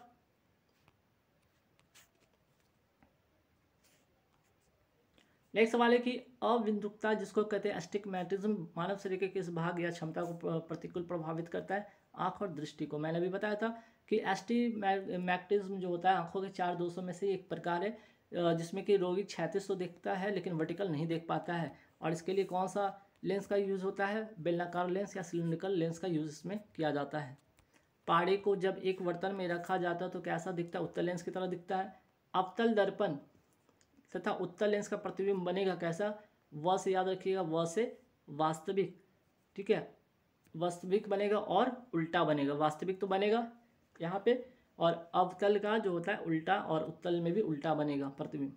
उत्तल दर्पण के मैं बात करूँ तो इसमें भी वास्तविक प्रतिबिंब बनेगा। अवतल दर्पण हो, उत्तल लेंस हो, उत्तल दर्पण हो या अवतल लेंस हो, लेंस कोई भी हो, नोट कीजिएगा, लेंस कोई भी हो या दर्पण कोई भी हो, वास्तविक ही बनेगा। लेकिन उत्तल लेंस में वस्तु जो होता है क्या होगा? उत्तल लेंस में उल्टा बनेगा, अवतल लेंस में सीधा बनेगा, है ना।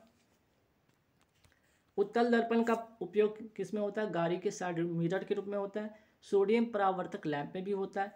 सोडियम लैंप का उपयोग किया जाता है किस में? स्ट्रीट लैंप में, ठीक है। आप देखेंगे स्ट्रीट लैंप इस तरह से निकला रहता है ना, स्ट्रीट लैंप जो देखे होंगे आपका कहीं इस तरह से रहता है, इस तरह से निकला रहता है। इसमें जो लैंप होता है उसमें कौन सा होता है? सोडियम लैंप, सोडियम का ही उसमें यूज़ किया जाता है, ठीक है। उत्तल लेंस की क्षमता क्या होती है? उत्तल लेंस की क्षमता धनात्मक होती है, अवतल लेंस की क्षमता ऋणात्मक होती है, दोनों बातें ध्यान रखिएगा। वर्षा की बूंदें गोलाकार होती है किसके कारण? सतही तनाव के कारण, मतलब सरफेस टेंशन के कारण, सरफेस टेंशन के कारण, ठीक है। सरफेस टेंशन का फॉर्मूला 1/, मैंने बताया था यहाँ पे, सरफेस टेंशन बराबर क्या होता है? फोर्स/L होता है, ये भी फॉर्मूला याद रखिएगा। फिर बात करते हैं यहाँ पे, अब देखिए इसमें आपका श्यानता विस्कोसिटी का भी बात हो रहा है।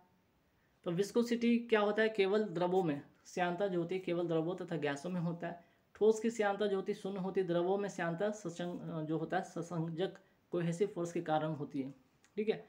गैसों की श्यानता अणुओं के स्थानांतरण के कारण होता है। द्रव में जो विस्कोसिटी होता है कोहेसिव फोर्स के कारण। अगर मैं बोलूँ कि द्रव की श्यानता गैसों की श्यानता से क्या होती है? अधिक होती है। ताप बढ़ने पर द्रव की श्यानता क्या होता है? घट जाता है। ताप बढ़ने पर गैसों की श्यानता बढ़ जाती है, ठीक है। फिर आगे बढ़ते हैं, किसी तरल की श्यानता को मापा जाता है, किसी तरल को श्यानता को या विस्कोसिटी को मापा जाता है श्यानता गुणांक से मापा जाता है। फिर मैं बात करूँ यहाँ पे विस्कोसिटी का ऐसा मात्रक होता है क्या? डेकापॉइस या पॉइजलिक या पास्कल सेकंड कहते हैं इसे। ईटा द्वारा सूचित किया जाता है। वेरी वेरी इंपॉर्टेंट, कई बार एग्जाम में पूछा गया। श्यानता का ऐसा मात्रक डेकापॉइस या पॉइजलिक या पास्कल सेकंड कहते हैं, इसे ईटा द्वारा सूचित किया जाता है। ससंजक बल है क्या ये, या कोहेसिव फोर्स है ये क्या? एक ही पदार्थ के अणुओं के बीच लगने वाला बल को कोहेसिव फोर्स कहते हैं। ठोस का ससंजक बल होता है, कोहेसिव फोर्स होता है, वो मैक्सिमम होता है, सबसे अधिक होता है। फिर बात करते हैं असंजक बल, ठीक है। असंजक बल जिसको कहते हैं अडहेसिव फोर्स, दो विभिन्न पदार्थों के अणुओं के बीच लगने वाले आकर्षण बल को कहते हैं। बात करते हैं सरफेस टेंशन, ये है क्या? घुलनशील नमक मिलाने पर जल का पृष्ठ तनाव बढ़ जाता है इसमें, ठीक है।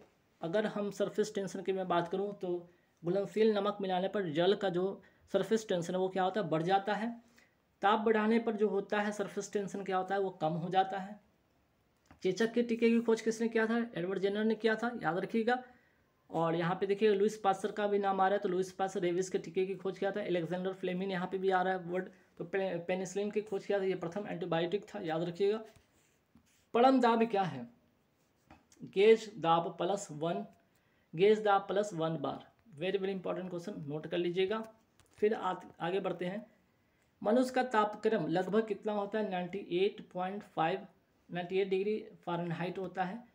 यहाँ पे देखिए 98.6 Fahrenheit equal to 37 degree Celsius के बराबर होता है, ठीक है। चलिए RDX ये है क्या? ये RDX आपका जो है एक विस्फोटक है, इसका फुल फॉर्म होता है रिसर्च एंड डेवलपमेंट एक्सप्लोसिव होता है।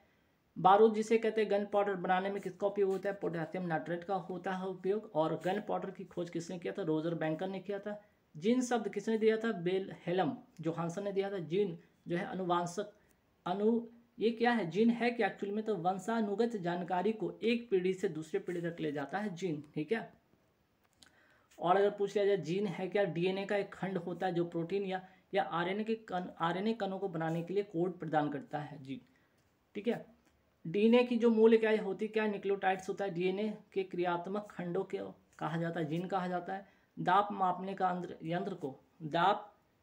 के यंत्र को मैनोमीटर या दाब मापी भी कहा जाता है। फिर आगे बढ़ते हैं अनुवांशिकता का, ठीक है।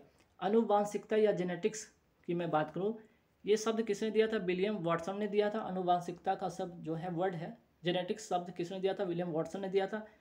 जेनेटिक्स के पिता किसे कहा जाता है, मेंडल को कहा जाता है। डीएनए का डबल हेलिक्स मॉडल किसने दिया था, वाटसन तथा ग्रिक ने दिया था।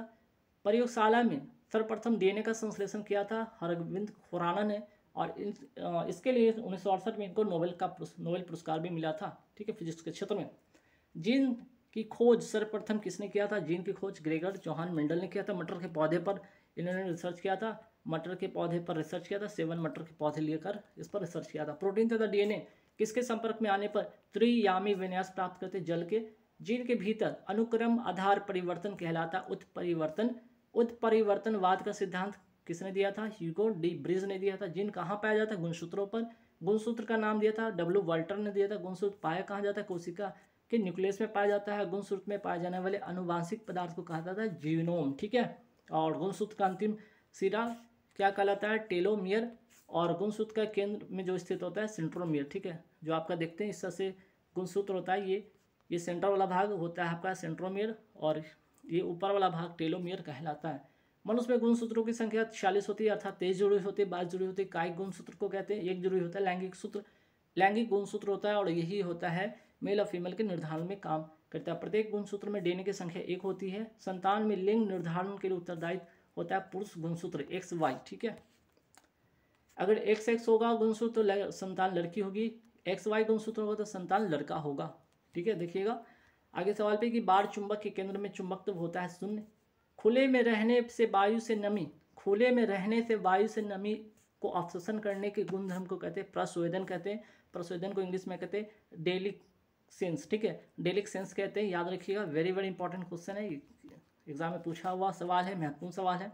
परासरण है क्या, ऑस्मोसिस है क्या, उच्च जल क्षमता से निम्न जल क्षमता तक पानी की अनुकूल गति को कहते हैं। उदाहरण के तौर पे पानी में डूबा हुआ किशमिश का फूल जाना ऑस्मोसिस के कारण होता है। Uptake of water by root hair, मतलब जो पौधे होते हैं, ठीक है, पौधे के जड़ जो होते हैं मिट्टी से जो वाटर ग्रहण करते हैं वो किसके द्वारा, ऑस्मोसिस के द्वारा ही करते हैं। चलिए फिर बात करते हैं डिफ्यूजन। डिफ्यूजन का उदाहरण क्या है, पत्तियों द्वारा CO2 का ग्रहण करना। परफ्यूम जब आप स्प्रे करते हैं तो पूरे कमरे में फैल जाता है विषण के कारण। फेफड़े के एल्वियोली द्वारा ऑक्सीजन और CO2 का आदान प्रदान भी होता है ऑस्मोसिस के द्वारा। तो एग्जाम्पल के तौर पे एग्जाम में सवाल आएगा, टिक करके आइएगा। निर्जलीकरण डिहाइड्रेशन, ये है का शरीर में पानी की कमी को होना डिहाइड्रेशन या निर्जलीकरण कहलाता है। मोनोजाइट किसका अयस्क है, थोरियम का अयस्क है। तो जिरकोनियम किसका अयस्क है, तो बेडिलेआइट का है, ठीक है। आतिशबाजी में हरा जो रंग होता है, हरा ज्योति होता है, किसके कारण उत्पन्न होता है, बेरियम के कारण, ठीक है। तो लाल किसके कारण होता है, अस्ट्रांसियम के कारण, अस्ट्रांसियम के कारण होता है लाल रंग, ठीक है। आगे बढ़ेंगे सवाल पे, किस खनिज से रेडियम प्राप्त होता है, रेडियम पिच ब्लेंड से होता है। और यूरेनियम का जो अयस्क होता है पिच ब्लेंड होता है, कार्नेटाइट होता है। लोहा का अयस्क होता है हेमाटाइट। धातु घंटा का मिश्र धातु, ठीक है, धातु घंटा का मिश्र धातु है टीन तथा तांबा, ठीक। पीतल का मिश्र धातु है तांबा तथा जस्ता। कांसा का मिश्र धातु तांबा प्लस टीन। निम्न में से किस जोड़ी बनाने वाले दो द्रव रासायनिक गुणधर्म बनाने वाले दो द्रव रासायनिक गुणधर्म में अत्यंत असमान होते हैं ना। तो बनाने वाले दो द्रव्य रासायनिक गुणधर्म बनाने में क्या होते हैं, अत्यंत असमान होते हैं, वो होते हैं मक्खन तथा पैराफिन मोम, ठीक। चलिए नेक्स्ट सवाल पे आते हैं, इसको ठीक से याद कीजिए। यहाँ पे इतना जो है रिपीट वर्ड हो गया ना, वाले दो, यहाँ से इसको इरेज कर दीजिएगा। गुणधर्म बनाने में, है ना, निम्न में से किस जोड़ी बनाने वाले दो द्रव्य रासायनिक गुणधर्म बनाने में अत्यंत असमान होते हैं, मक्खन तथा पैराफिन मोम। आसवन विधि, डिस्टिलेशन जो होता है विधि द्वारा प्राप्त किया जाता है अल्कोहल को, पैराफिन मोम पेट्रोलियम से प्राप्त होता है।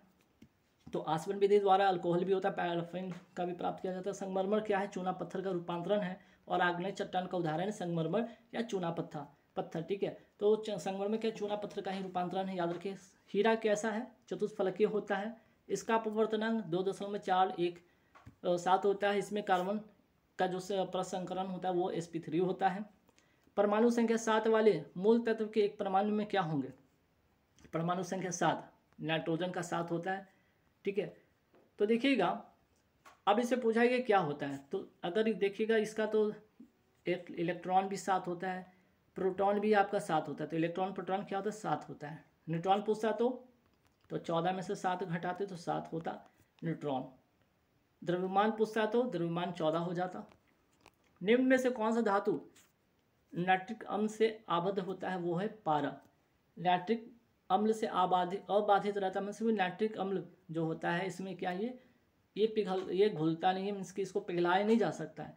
बाकी नाइट्रिक अम्ल HNO3 में इसमें सोना चांदी तांबा को गलाया जा सकता है। ठीक है, जिसमें एक्वारेजिया जिसको कहते हैं एक्वारेजिया जो होता है, ठीक है, आपका HCl और HNO3 का अनुपात तो होता है।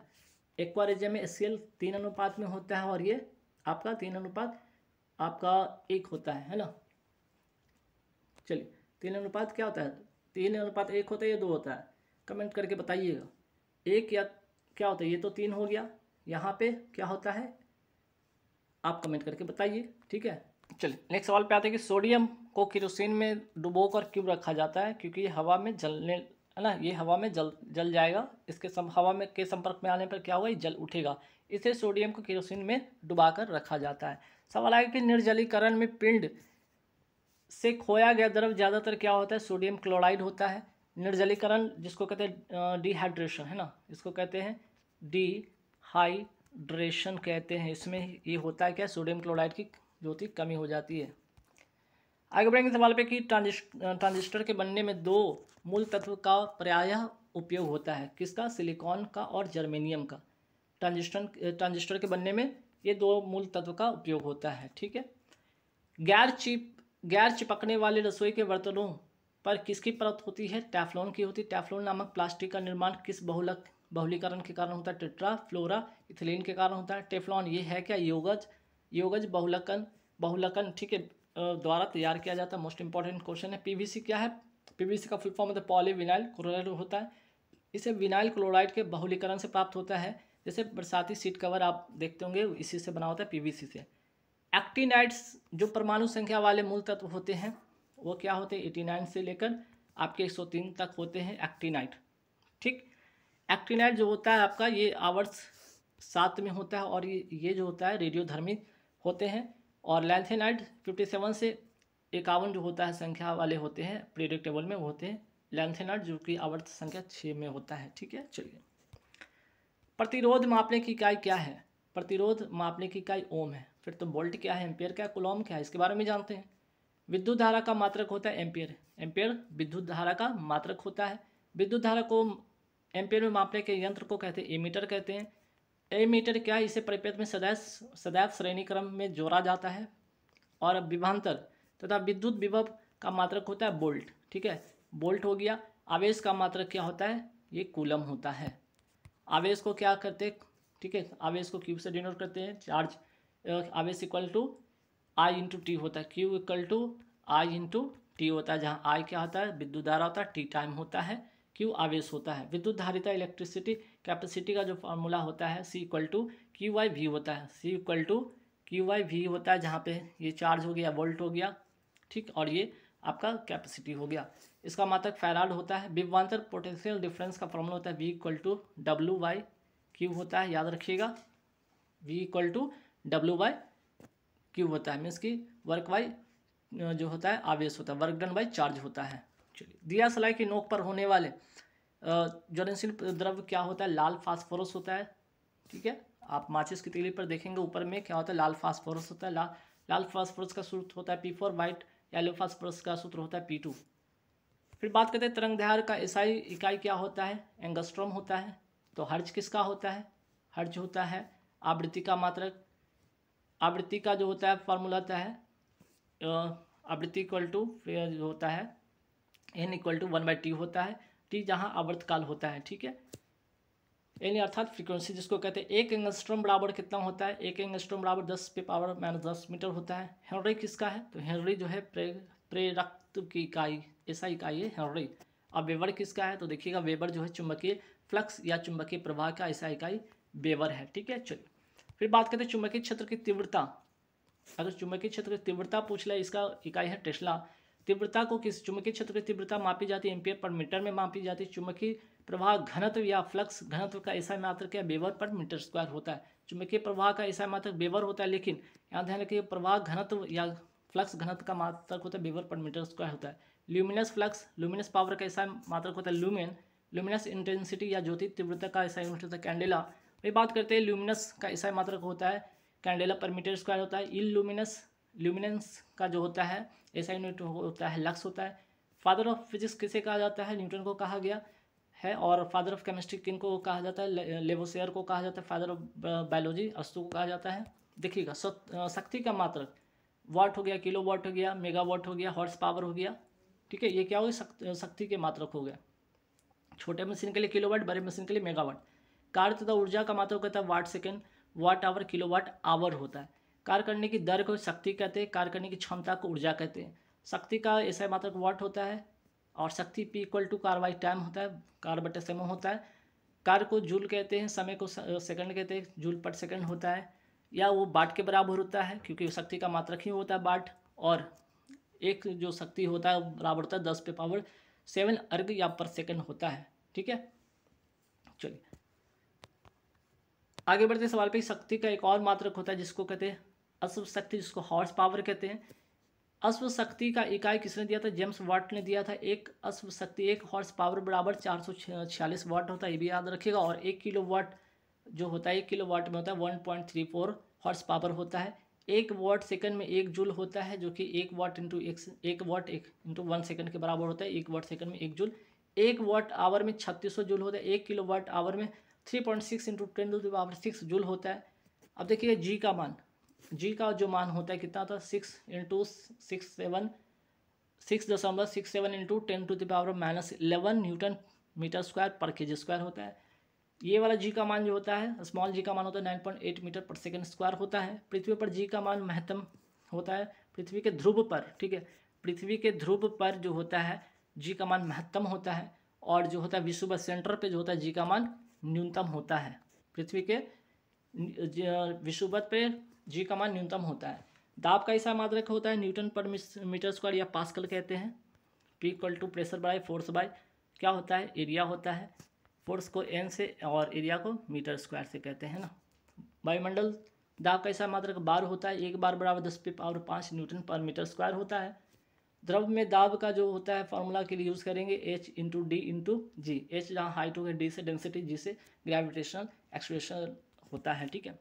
द्रव के भीतर किसी बिंदु पर द्रव का दाब तथा गहराई निर्भर करता है घनत्व पर।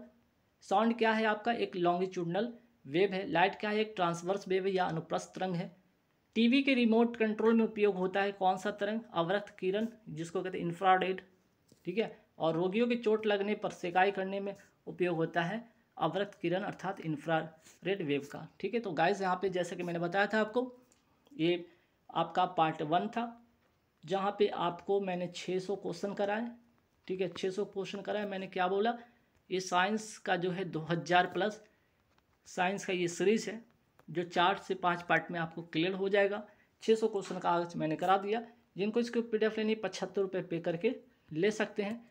इस नंबर पे 7903764562 इस नंबर पे गूगल पे, फ़ोनपे, पेटीएम, अमेज़न पे से पेमेंट करके इसी नंबर पे पेमेंट का स्क्रीनशॉट दीजिएगा, आपको इसकी PDF आपको मिल जाएगी। बाकी की PDF लेना है तो वीडियो को शुरुआत में देख लीजिएगा। PDF का इन्फॉर्मेशन दिया हुआ है GK GS स्टैटिक GK का 10,000 क्वेश्चन का कलेक्शन है 150 रुपये में और करंट अफेयर्स का है 70 रुपये में। Thank you very much.